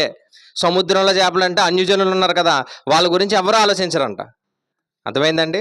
సంఘంలో ఒక 50 మంది ఉన్నారనుకోండి, ఒక 10 మందిని లాక్కోవడానికి ప్రయత్నం చేస్తారు. మరి సముద్రం అంటే లోకంలో చాలామంది ఉన్నారు, వాళ్ళని రక్షించడానికి ఎవ్వరు ఏ ప్రయత్నాలు చేయరు, కానీ ఎవరు లాక్కుంటారు? ఎందుకు లాక్కుంటారు అంటే వాళ్ళకి అధికారం కావాలి. చూడండి, మొత్తం పాలిటిక్స్ అంతా ఇక్కడే కనిపిస్తుంది మనకి. రాజకీయం అంతా ఎక్కడ కనిపిస్తుంది? ఇక్కడే కనిపిస్తుంది. వచ్చిన ప్రతి ఒక్కరికి నమస్కారం పెడుతున్నాడు. నీ సమస్య ఏంటి అని అడుగుతున్నాడు. అయ్యో నేనే రాజునై ఉంటే నీ వ్యాజ్యాన్ని తీర్చును కదా, ఇప్పుడు రాజు దగ్గర ఎవరో లేరు, నువ్వు అర్జెంటుగా ఇంటికి వెళ్ళిపో అంటున్నాడంట. ఇంకోటి ఏంటంటే చూడండి 5వ వచనంలో మరియు తనకు నమస్కారం చేయుటకై ఎవడైనను తన దాపునకు వచ్చినప్పుడు అతడు తన చెయ్యి చాపి అతను ముద్దు పెట్టుకొని వస్తున్నాడంట. ఏమండి రాజకుమారుడు చాలా అందంగా ఉన్నాడు. ఏమండి అరికాలు మొదలుకొని తల వరకు కూడా ఏ లోపము లేదు. అసలు దావీదు గారు అంటేనే చాలా పెద్ద పేరు. అలాంటి ఆయన ఏమండి వీళ్ళ చేతులు పట్టుకుని ముద్దు పెట్టుకుంటున్నాడంటే అసలు ఎలా ఆలోచిస్తారు? ఒకసారి ఆలోచించండి, ఎలా ఆలోచిస్తారు? ఇలా ఎవరన్నా బాగా పబ్లిసిటీ ఉన్న వాళ్ళు, ఏ హీరో కానివ్వండి, రాజకీయ నాయకుడు కానీ అలా వెళ్తున్నప్పుడు మిమ్మల్ని పిలిచి భుజం మీద చెయ్యేశారనుకోండి, ఏమండి ఆ చివర కనిపిస్తుంది పెద్ద ఫ్లెక్స్ 10 ఎప్పుడు చెయ్యేయగానే. ఎందుకంటే వాళ్ళు చెయ్యేశారంటే వాళ్ళు చాలా గొప్పవారు కదా, పెద్దవారు కదా. చెయ్యేశారంటే మనం ఏ స్థాయికి వెళ్ళిపోయాం? అలాంటిది మహారాజు దావీదు గారు, ఆయన గురించి గొప్పగా చెప్పుకుంటున్నారు. అలాంటి దావీదు గారి యొక్క కుమారుడు అబ్షాలోము, అందులో కూడా ఎలాంటి వాడంట? చాలా అందగాడంట, చాలా గొప్ప గుణాలు, అంటే భౌతికంగా చాలా గొప్ప గుణాలు ఉన్నాయి. అలాంటి ఏమంటే అతను ఒక రాజకుమారుడు చెయ్యి పట్టుకుని ముద్దు పెట్టుకున్నాడంటే ఇంకా అక్కడితో ఫ్లాట్ అయిపోతున్నారు అందరూ. అంటే గ్రౌండ్ వర్క్ చూడండి ఎలా చేస్తున్నాడు. ఒకరిని కొట్టడానికి ఒకరికి గొయ్యి తీయడం అంటారు కదా, ఒకరికి ఏం చేస్తున్నాడు, ఒకరిని నాశనం చేయడానికి, గొయ్యి తీయడానికి ఎంత కుట్ర చేస్తున్నాడో చూడండి. అందరినీ జాగ్రత్తగా లాక్కోవాలి అని ప్రయత్నాలు చేశాడు. అలా చాలా మందిని లాక్కున్నాడు. అందరిని లాక్కున్న తర్వాత రాజుగారి దగ్గరకు వచ్చాడంట. వచ్చి చూద్దాం ఒకసారి. రాజుగారి దగ్గరకు వచ్చి, అయ్యా నేను 7వ వచనం, 4 సంవత్సరములు జరిగిన మీదట అబ్షాలోము రాజు వద్దకు వచ్చి, నీ దాసుడే నేను సిరియా దేశమునందలి గెషూరు నందుండగా యెహోవా నన్ను యెరూషలేమునకు తిరిగి రప్పించిన ఎడల నేను ఆయనకి ఒక మొక్కుబడి ఉంది, ఆ మొక్కుబడి చేసుకుంటాను. నేను అక్కడ ఉండిపోయాను కదా, మరలా దేవుడు క్షేమంగా నన్ను ఇక్కడ తీసుకొస్తే నేను ఒక మొక్కుబడి చేసుకుంటాను అన్నాను. మరి ఆ మొక్కుబడి చేసుకోవడానికి నేను వెళ్తానయ్యా యెరూషలేముకి, మరి నాకు సెలవిస్తావా అంటే, ఏమండి సెలవిస్తాడా లేదా రాజు? తండ్రి కదండి, రాజు అనడం కంటే తండ్రి అందాం. నేను దేవుడి మందిరానికి వెళ్తాను ఈరోజు అని మీ పిల్లలు అడిగారు అనుకోండి, మీరు వద్దంటారా వెళ్ళమంటారా? ఎందుకంటే దేవుడి మందిరం అంటే ఎందుకు వద్దంటాం? అసలు ఎప్పుడు అడగనోడు అడిగాడంటే ఎలా ఉంటుంది మనకి? వెళ్ళు అంటాం. నేను మొక్కుబడి తీర్చుకోవడానికి వెళ్ళాలి అనుకుంటే వెళ్ళు అన్నాడంట. వెళ్ళిన తర్వాత అక్కడ యెరూషలేములో కొంతమందిని పెట్టి నేను వస్తున్నాను అని పెద్ద వాళ్ళందరినీ గ్యాదర్ చేశాడు. ఎవరిని? పెద్ద వాళ్ళందరినీ గ్యాదర్ చేశాడంట. రాజుగారి దగ్గర మంత్రి గారిని కూడా పిలిపించాడంట. విందు ఏర్పాటు చేస్తున్నాడండి. అందరినీ పిలిపించాడు. కానీ వాళ్ళకి ఏం తెలియదండి, ఏ విషయం తెలియదు. రాజుగారి కుమారుడు పిలిచాడు కాబట్టి ఎక్కడికి వెళ్ళాలని వచ్చారు. అప్పుడు కొంతమందిని ఏర్పాటు చేసుకున్నాడు కదా, 50 మంది. వాళ్ళతో ఏమన్నాడంటే, రాజుగారికి జై అంటే, ఇప్పుడు దావీదు గారు కాదు, ఎవరు? అబ్షాలోమే రాజు అయిపోయాడు. ఇదిగో అబ్షాలోముకి జై అని అందరు గట్టిగా కేకలేయండి అంటే, మొత్తానికి ఇప్పుడు రాజుగారు ఎవరైపోతున్నారు?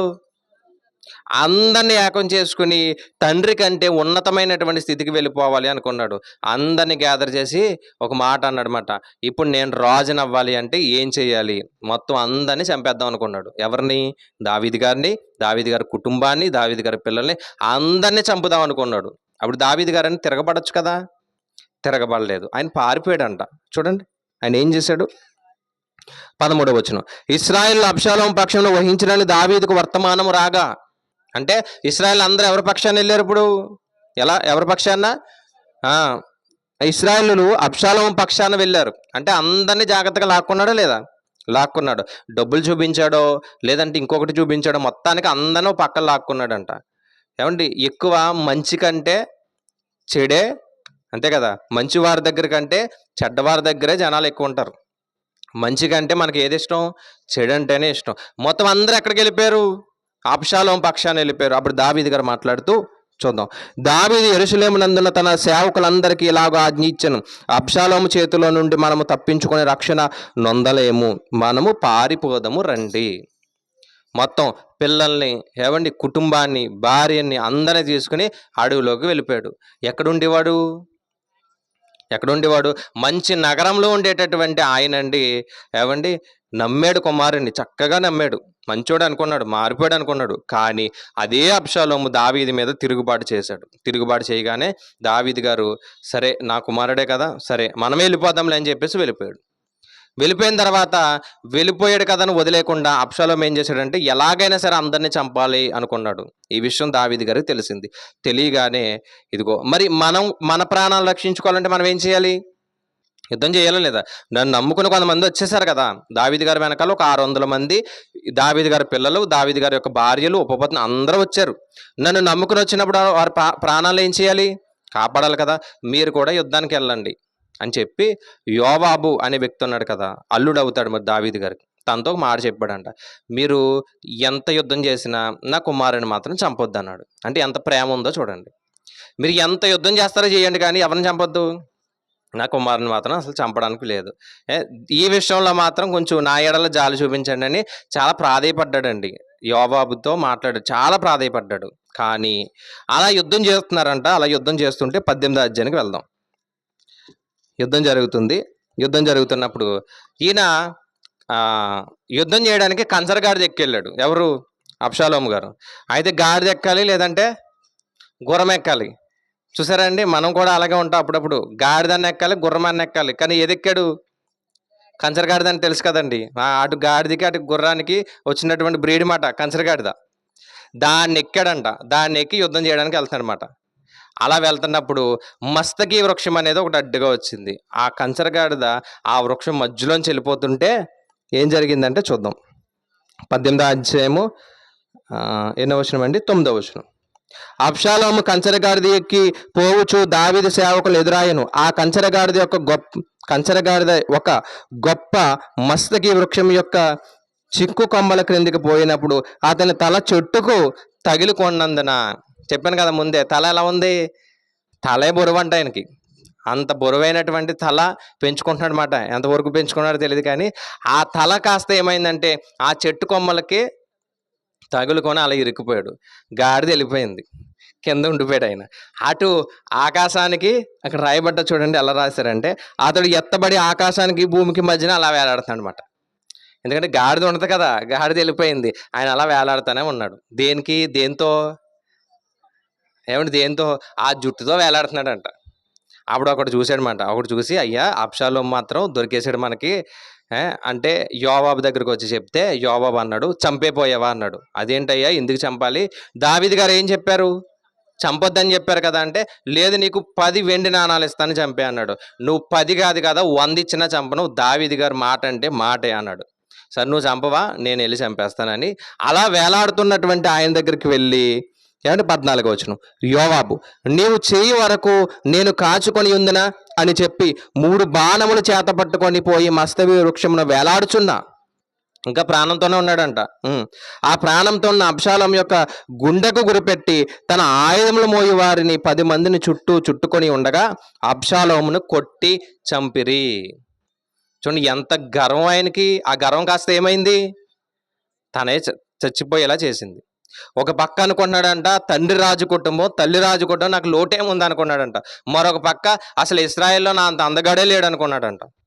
నన్ను చూస్తే అందరూ మెచ్చుకుంటారు అనుకున్నాడు. నా తెలివితేటలు చూస్తే అందరూ మెచ్చుకుంటారు అనుకున్నాడంట.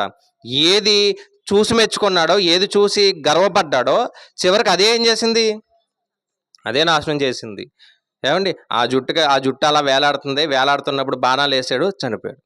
ఈరోజు దేనితోనైతే మనం శత్రువుని మనకి ఎవరైతే శత్రువుగా చేసుకుంటున్నామో అదే మనల్ని ఏం చేస్తుంది? అది ఒక మాట ఉంది కదా, నువ్వు తీసుకున్నటువంటి గోతులో నీవే పడతావు. గర్వమా, దాంతోనే చనిపోతావు. అసూయ, దాంతోనే చనిపోతావు. అందుకే యేసుక్రీస్తు వారు మాట్లాడుతూ, కత్తి పట్టుకున్నవాడు కత్తితోనే చనిపోతాడు.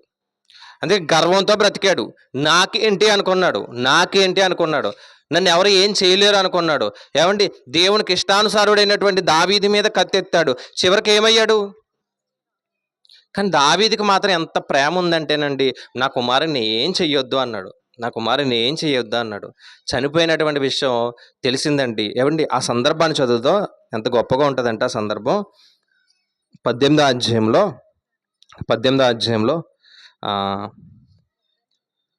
ఒక మాట చూద్దాం. 18వ అధ్యాయంలో 29 చూడండి. 29 బాలుడగు అబ్షాలోము క్షేమముగా ఉన్నాడా? బాలుడైతను అప్పటికే 3 పిల్లల్ని కన్నాడంట. తండ్రిని చంపడానికి చూస్తున్నాడు. తండ్రి మీద కత్తెత్తునండి. తండ్రి ఏమని పిలుస్తున్నాడు?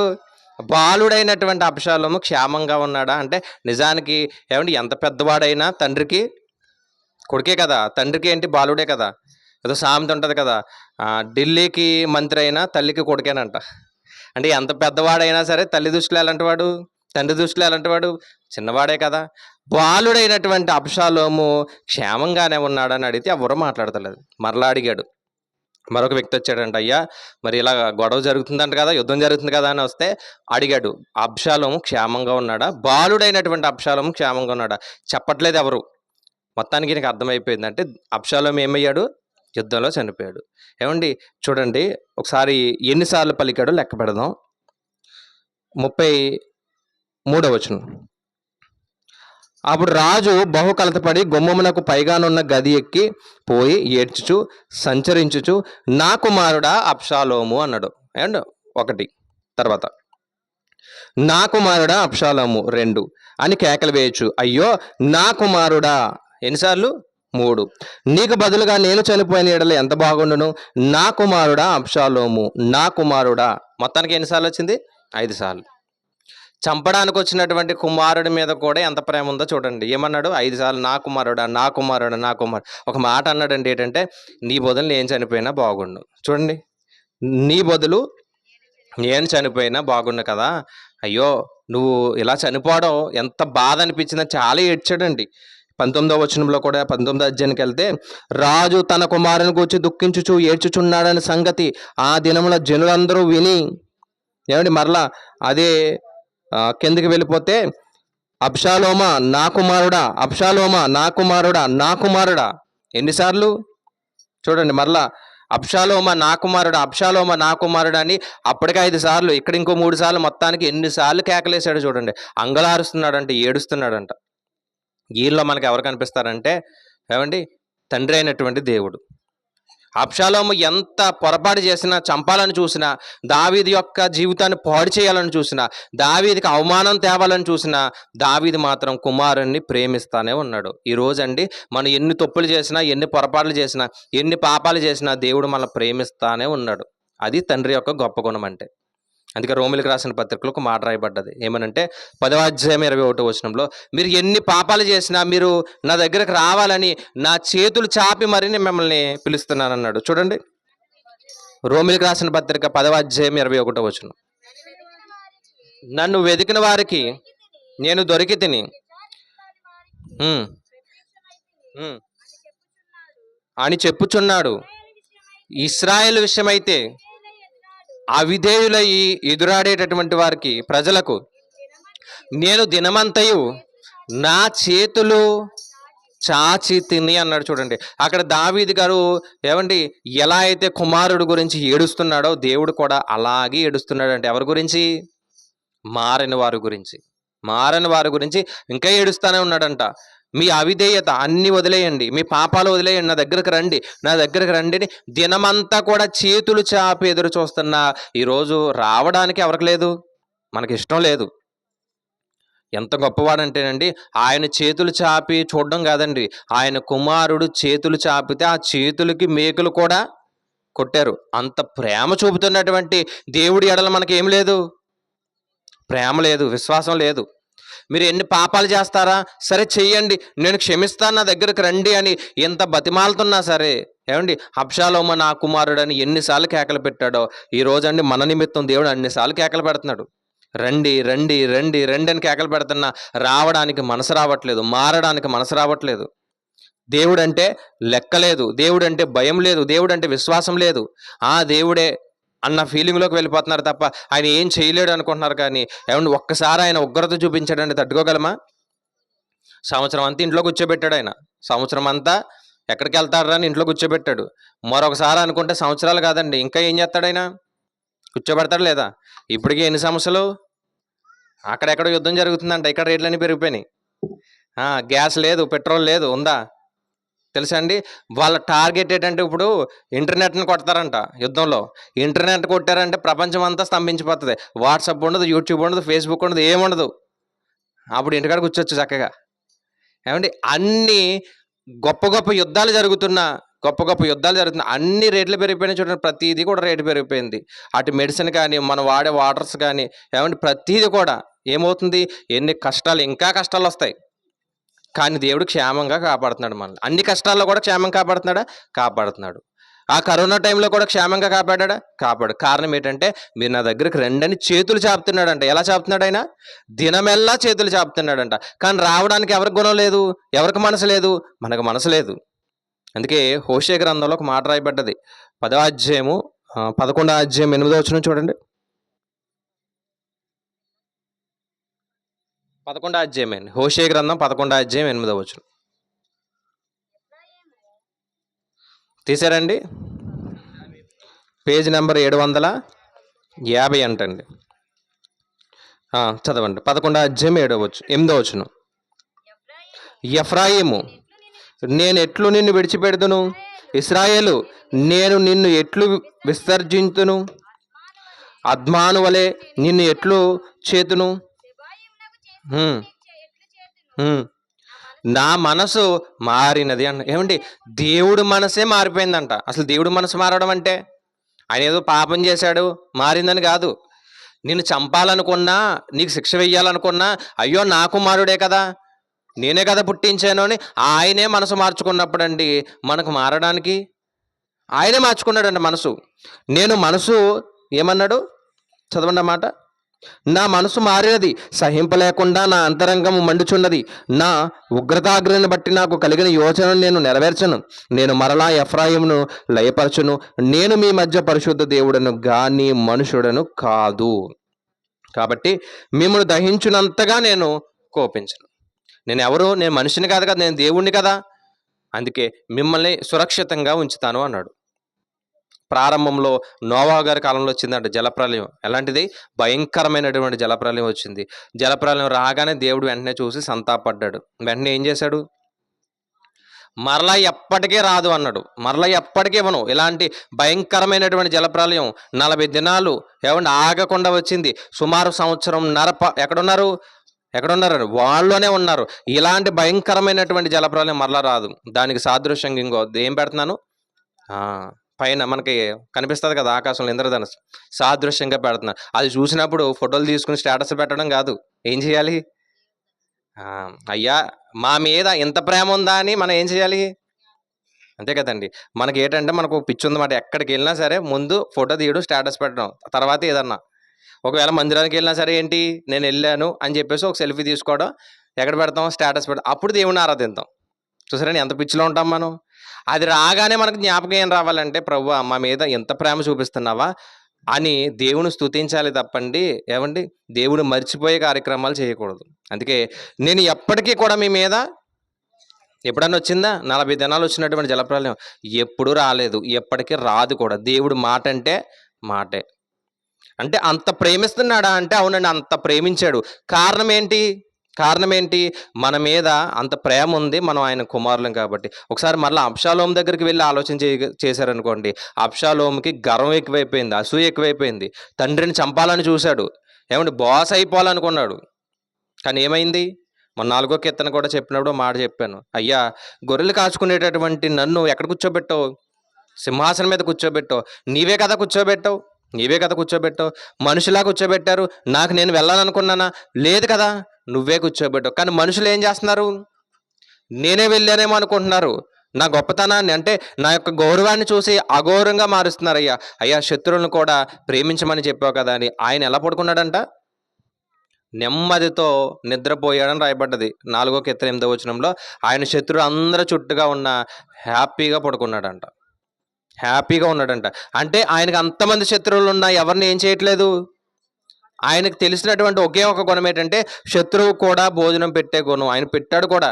ఆయన్ని ద్వేషించేటటువంటి ఒక శత్రువు ఇంటికి వస్తే భోజనం పెట్టి పంపించాడు ఆయన. అందుకే దేవుడు చెప్పాడు కదా, శత్రువు కూడా ఏం పెట్టాలి? ఆహారం పెట్టు, దాహం వేస్తే నీళ్ళు ఇవ్వు. నీ శత్రువును నువ్వు ప్రేమిస్తే దేవుడు నిన్ను ప్రేమిస్తాడు. అందుకే కొత్త నిబంధన కూడా చదువుతున్నప్పుడు నేను దేవుణ్ణి ప్రేమిస్తున్నానని చెప్పుకుంటాడంట, కానీ పగవాడిని ఏం చేస్తాడు? ద్వేషిస్తాడంట. నువ్వు పక్కవాడిని ద్వేషిస్తున్నప్పుడు కనిపించే నీ సహోదరునే నువ్వేం చేస్తున్నావు? ప్రేమించలేకపోతున్నప్పుడు కనిపించినటువంటి దేవుని ప్రేమిస్తావా? నువ్వు ప్రేమించు.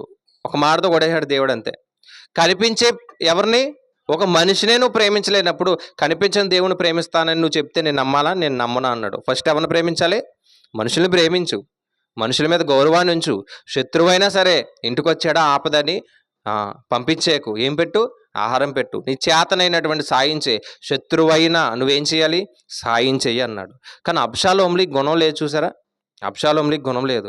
అమ్నోని చంపాడు, దేవుని చట్టాన్ని చేతిలో తీసుకున్నాడు. తర్వాత ఏం చేశాడు? దావీదు గారిని చంపాలని చూశాడు. దావీదు గారిని చంపి రాజు అయిపోవాలనుకున్నాడు. దావీదు గారిని చంపేద్దామని చూశాడు. ముందేమనుకున్నాడంటే రాజు యొక్క గౌరవాన్ని పాడు చేయాలనుకున్నాడు. అప్పుడు ఒక ఆయన వచ్చి చెప్పాడన్నమాట, మీ తండ్రి సామాన్యుడు అనుకుంటున్నావా? నువ్వు రాజ్యాన్ని ఎక్కాలంటే సామాన్యుడు కాదు. నీ తండ్రి ఏదో పారిపోయాడు అనుకుంటున్నావా? ఆయన దేవునికి భయపడి పారిపోయాడు తప్ప నీకు కాదు. నీ తండ్రి అలాంటి వాడు తెలుసా? 10,000 మంది ఎదురున్న ఆయన ఒక్కడు చాలు. తెలుసండి, మన సమూయేలు గ్రంథంలో రాయబడ్డ చూడండి. సమూయేలు గ్రంథంలోనే నీ తండ్రి అలాంటి వాడో తెలుసా? సింహపు గుండె లాంటి వాడు అన్నాడు చూడండి. సమూయేలు 2వ గ్రంథం 17వ అధ్యాయం అనుకుంటా. సమూయేలు 2వ గ్రంథం 17వ అధ్యాయము ఎన్నో వచనం అండి? 10 అండి. నీ తండ్రి మహాబలాఢ్యుడనియో అతని పక్షపు వారందరూ ధైర్యవంతులనియో ఇశ్రాయేలు అందరూ ఎరుగుదురు గనుక సింహము గుండె వంటి గుండె గలవారు సైతము. చూడండి, మీ తండ్రి అలాంటి వాడో తెలుసా? 10,000 మంది నిలబడిన ఆయన ఒక్కడు చాలు. సింహం గుండె లాంటిది. ఆయన చుట్టూ ఉన్నవారు ఎలాంటి వారు తెలుసా? ఆయన చుట్టూ ఉన్నవారు 8వ వచనంలో, నీ తండ్రియు అతని పక్షంలో ఉన్నవారును మహాబలార్జులను అడవిలో పిల్లలను పోగొట్టుకుని ఎలుగుబంట్లి వంటి వారే రేగిన మనసుతో ఉన్నారు. అడవిలో ఏమండి పిల్లలను పోగొట్టుకున్నటువంటి ఎలుగుబంటి ఎలా ఉంటుంది? అడవిలో పిల్లలు కాదులేండి, మన ఇంటి దగ్గర కోడికి మట్టు పెట్టామనుకోండి, దాని దగ్గరికి వెళ్ళండి, మామూలుగా పరిగెత్తించదు అది. అంతే, కోడిలు ఎదిగి ఆ పిల్లలు ఎదిగే వరకు కూడా బాగానే ఉంటుంది. అది ఎదిగిన తర్వాత మనల్ని ఏం చేయదు, మనం తినేస్తాం కదా దాన్ని. ఏమండి, అప్పటి వరకు ఏంటి, దాని దగ్గరికి వెళ్ళాలన్నా అక్కడ ఏంటిది, గద్ద ఉంటుంది, గద్ద కూడా రాలేదు, పాము కూడా రాలేదు, కుక్క కూడా రాలేదు, అంతెందుకండి మనిషి కూడా రాలేడు. అంత భయపడతాం. అందుకే దేవుడు ఎలాంటి వాడంటే, కోడి తన రెక్కల కింద పిల్లల్ని ఎలా అయితే కాచి కాపాడిందో, నేను కూడా మిమ్మల్ని అలాగే కదా పెంచాను, అలాగే కదా పోషించాను.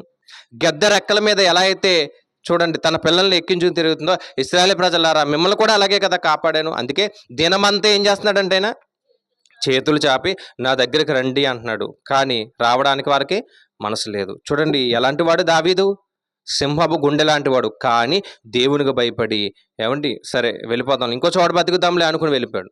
కానీ వదలలేదు అబ్షాలోము. చివరికి తన యొక్క ఏంటంటే ఆధిక్యత ఏదైతే ఉందో ఆ ఆధిక్యత ఏం చేసింది, తన ప్రాణాన్ని తీసేసింది. అందుకే గర్వం వద్దండి, అసూయ వద్దండి, మనకు కావలసింది దేవుడు ఇస్తాడు. ఏమంటే మనకు కావాల్సింది దేవుడు ఇస్తాడు. ఎవరి దగ్గరికి వెళ్ళడము, ఏదో చేయడము, ఎవరినో చంపాలని చూడడము, ఏమండి ఒకరిని చంపడానికి మరొకరి దగ్గరికి వెళ్ళి ఏంటి వారి దగ్గర డబ్బులు ఇచ్చి వారిని చంపడానికి ప్లాన్లు వేసి, లేదా వారిని పడగొట్టడానికి ప్లాన్లు వేసి, ఇవన్నీ మనకి తగినవి కాదు. దేవుడిని అడగండి, దేవుడు ఎలా ఉంచాలో నేను అలా ఉంచుతాడు. ఎంతవరకు నీకు ఇవ్వాలో అంతవరకు ఇస్తాడు.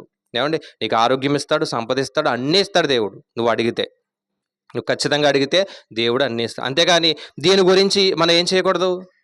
ఇక్కడ ఏం చేసింది ఏంటి, పూర్తి రాజకీయాలు, అంటే మన భాషలో చెప్పాలంటే పూర్తి రాజకీయాలు. వచ్చిన వాళ్ళందరినీ లాక్కునేవాడంట, చివరికి ఏం చేసేవాడు, వచ్చిన వాళ్ళందరూ లాక్కుని చివరికి ఏం చేసేవాడు, అవసరమైతే కాళ్ళు కూడా కడిగేస్తాడు ఈయన.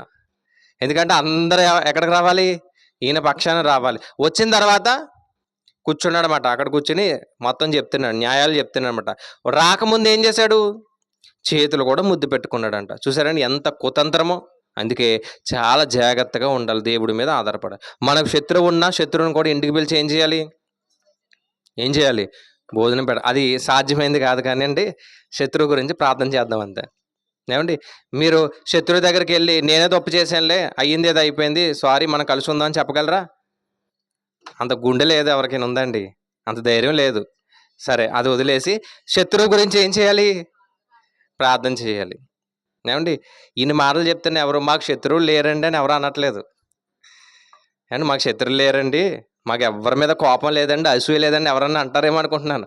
కానీ ఆ మాట ఎవరికి రావట్లేదు. అంటే మనకు ఎవరున్నారు, కానీ బైబిల్లో ఒక మాట ఉంది ఏంటంటే, నీ శరీరమే నీకు శత్రువు అన్నాడు, నీ కోపమే నీకు శత్రువు అన్నాడు. మనలో ఉన్నవే మనకి ఏంటంట, అన్నీ మనకు శత్రువులే. కాబట్టి ఫస్ట్ దేని తీద్దాం, లోపల ఉన్న ప్రతి దాన్ని తీద్దాం. అలా ఉండగలిగితే మన జీవితం బాగుంటుంది. ఇక్కడ అబ్షాలోము ఈ రోజు మనకి ఏ పాఠం నేర్పించాడంటే, ఎవరిని కూడా ఒకటి తక్కువ అంచనా వేయకండి, ఎవరి గుణం ఎలాంటిదో ఏంటి వారికి తెలుసు అన్నట్టుగానే దావీదు యొక్క గుణాన్ని చెప్తున్నాడు. రెండవది ఏంటంటే అబ్షాలోము లాంటి జీవితం మనకు వద్దు, ఎవరి మీద కోపం వద్దు, పగవద్దు. ఏమండి ఆయన చేసినటువంటి తప్పుడు పనులు కూడా మనం చేయడానికి ఇష్టపడవద్దు. తండ్రిని ప్రేమించే గుణం లేదు ఆయనకి, ఉందా? మంచి పేరు పెట్టాడు, తండ్రికి సమాధానం అని పెట్టాడు, సమాధానం లేకుండా అడవుల్లో తిప్పుతున్నాడు అనమాట. తండ్రికి సమాధానం అని పెట్టాడు అబ్షాలోము, అంటే తండ్రికి ఏం లేదు, సమాధానమే లేదు. ఎక్కడ తిరిగాడు, అడవుల్లో తిరుగుతానే ఉన్నాడు. కాబట్టి పిల్లలకు కూడా పేరు పెట్టినప్పుడు ఎలా పెట్టాలి, ఆలోచించి పెట్టండి. ఆలోచించి పెట్టిన తర్వాత అలాగే పెంచండి. అర్థమైందండి? పిల్లలు మంచి పేర్లు పెట్టండి, పెట్టిన తర్వాత ఎలా పెంచాలి, అలాగే పెంచాలి. ఒకవేళ యేసుక్రీస్తు అని పెట్టారనుకోండి, ఎలా పెంచాలి, అలాగే పెంచాలి. అబ్రహాముని పెడితే అలాగే పెంచండి. ఏమండి ఇంకో పేరు పెడితే అలా పెంచడానికి ఏం చేయాలి, ప్రయత్నం చేయగలిగితే వారు ఎదిగిన తర్వాత ఏమవుతారు, అలాగే ఉంటారు. అలా రాలిపోరు, అబ్షాలోము రాలిపోయినట్టుగా రాలిపోరు. గర్వం రాదు, అసూయ రాదు. కాబట్టి పిల్లలను కూడా పెంచే విషయంలో ఎలా ఉండాలి, గొప్పగా పెంచండి. ఈరోజు ఒక భక్తిహీనుడు మనకు ఒక పాఠాన్ని నేర్పించాడు. మనలో ఒకవేళ గర్వం ఉంటే ఏం చేద్దాం, తీసేద్దాం. శత్రువులను కూడా ఏం చేద్దాం, ప్రేమిద్దాం. అందరూ మనకి ఎవరు, మిత్రులే అనుకోండి. ఒకవేళ మనం ప్రేమించినా సరే ఆ వ్యక్తి మనల్ని ప్రేమించట్లేదు అనుకోండి, మనం ప్రేమించాం కానీ ఆ వ్యక్తి మనల్ని ప్రేమించట్లేదు, మనం క్షమాపణ అడుగుతున్నాం, మనం తగ్గించుకున్నాం, అయినా సరే ఆ వ్యక్తి మన మీద కుట్రలు చేస్తున్నాడు అనుకోండి, ఏం చేద్దాం, దేవుడికి అప్పగిద్దాం. పగ తీర్చుట నా పని అన్నాడు. దేవుడు ఎలా తీరుస్తాడో తెలుసా? నిప్పులంట కురిపిస్తాడంట. ఎలాగా? ఆకాశం నుంచి తల మీద ఏం కురిపిస్తాడంట? నిప్పులు కురిపిస్తాడు. దేవుడికి ఇచ్చేసామనుకోండి, దేవుడు ఏం చేయాలో దేవుడు చేస్తాడు. ప్రార్థన చేద్దాం. మోకరిందాం, ప్రార్థన చేద్దాం. మోకరిందామండి, ప్రార్థన చేద్దాం. ఇప్పటి వరకు విన్న వాక్యాన్ని బట్టి ఒక్క నిమిషం అబ్షాలోము లాంటి జీవితం ఒకవేళ మనలో ఏమన్నా ఉందేమో తీసివేయడానికి ప్రయత్నం చేద్దాం. దావీదు లాంటి జీవితం కావాలని ప్రార్థన చేద్దాం. శత్రువును కూడా ప్రేమించే గుణం ఎవరికి ఉంది? దావీదు గారికి ఉంది. తన కుమారుడు చనిపోయినప్పుడు ఎలా ఏడ్చాడో ఈరోజు ఏమండి, ప్రియ కుమారుడైనటువంటి యేసుక్రీస్తు ప్రభువారినండి మనందరి కొరకు ఆయన ఈ భూమి మీదకి పంపించాడు. దినమంతా మనం మారాలని ఎలా అయితే చేతులు చాపుతున్నాడో, తన కుమారుడు చేతుల మీద ఏమండి మేకులతో కొట్టబడ్డాడు. రక్తం కారినంతగా, రక్తం కారి ఇక రక్తమే లేనంతగా ఆయన జీవితం ఏమైపోయింది? శిలువ మీద మరణానికి గురయ్యాడు. ఒకసారి ఆలోచించండి. దావీదు గారు ఎలా అయితే పాడైపోయినటువంటి కుమారుడు గురించి ఎలా ఏడుస్తున్నాడో, ఈరోజు తండ్రి అయినటువంటి దేవుడు మన గురించి కూడా అదే బాధపడుతున్నాడు. అదే వేదన ఉంది, అదే దుఃఖం ఉంది.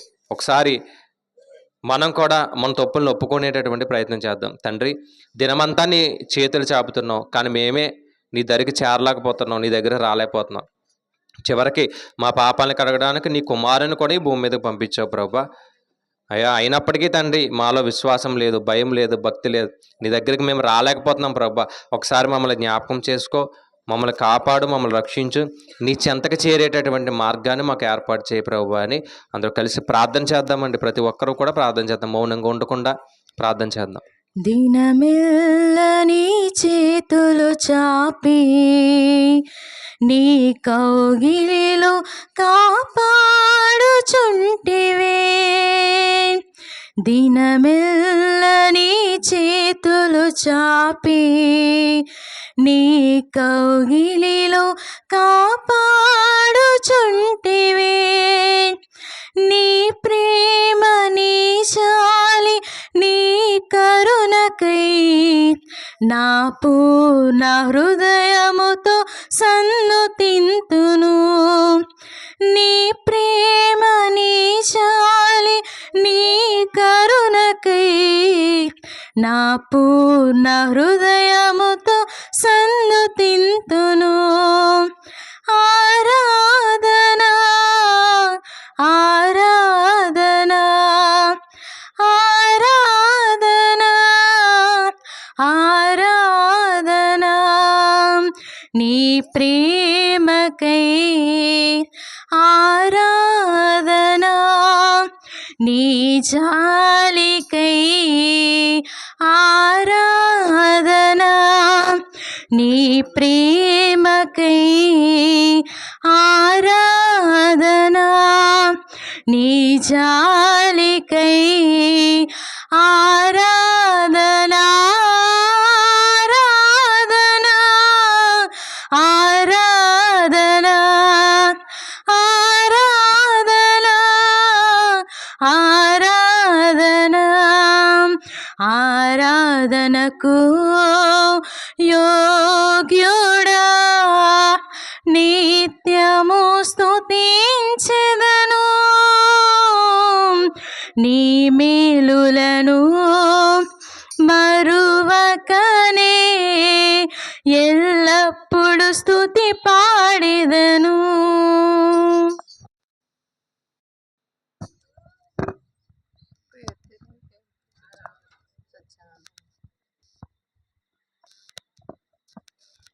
ప్రార్థన చేసుకుందాం అండి. మహోన్నతుడు, మహాగణుడు, మహాపరిశుద్ధుడు అయిన మా తండ్రి గారు, అయ్యా మీకు అనేక వందనాలండి, స్తుతులు, స్తోత్రములు దేవా.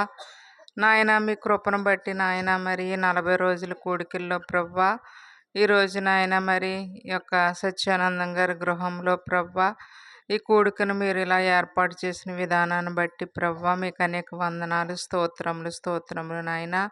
ఇదిగో తండ్రి గారు వారిని, వారి కుటుంబాన్ని దీవించండి నాయన. మంచి వాక్యాహారాన్ని నాయన వచ్చిన ప్రతి బిడ్డకి అందింపజేశారు తండ్రి. మీకు అనేక వందనాలు నాయన. ఇదిగో ప్రభా నాయన, మరి దావీదు గారి జీవితాన్ని, అబ్షాలోము గారి జీవితాన్ని మా ముందుంచారు ప్రభా.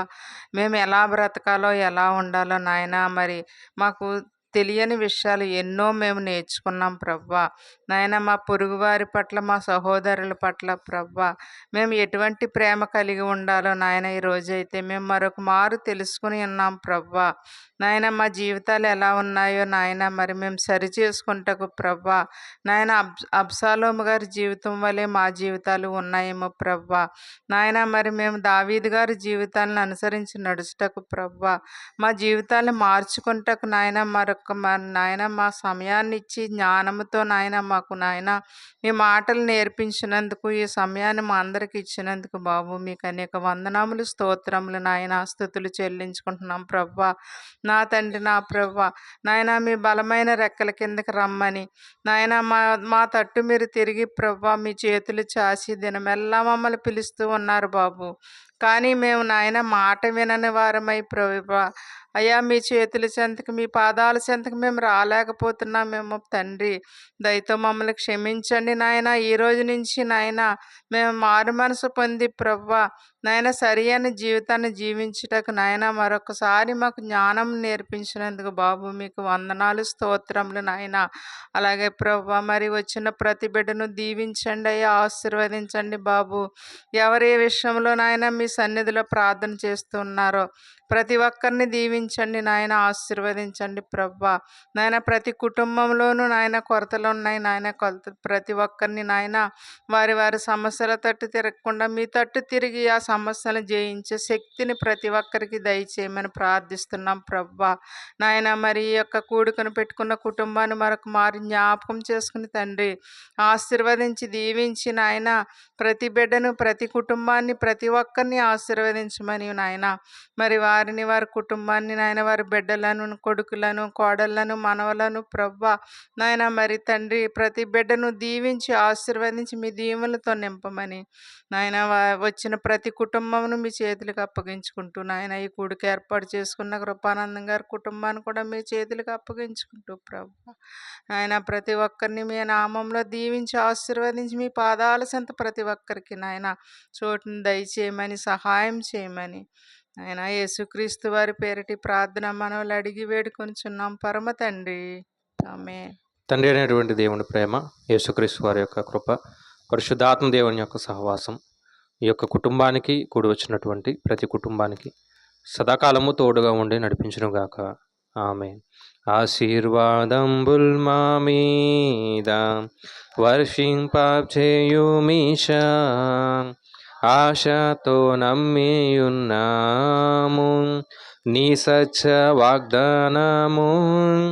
ఈ మహిమీద కృమ్మరించుము దేవా, క్రమ్మార ప్రేమ వర్షంబున్ రించుము దేవా.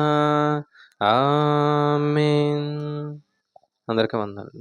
పలహారం ఏర్పాటు చేసి ఉన్నారు, దయతో పెద్దలు వచ్చి పంచుతారు. రేపటి దినాన్న ఆరాధన 10 గంటలకు ప్రారంభమవుతుంది. అలాగే రేపు రాత్రికాల సమయంలో కూడా సుభాషిణి గారి ఇంటి దగ్గర విజ్ఞాపన కూడుకుంది, దయతో గమనించండి.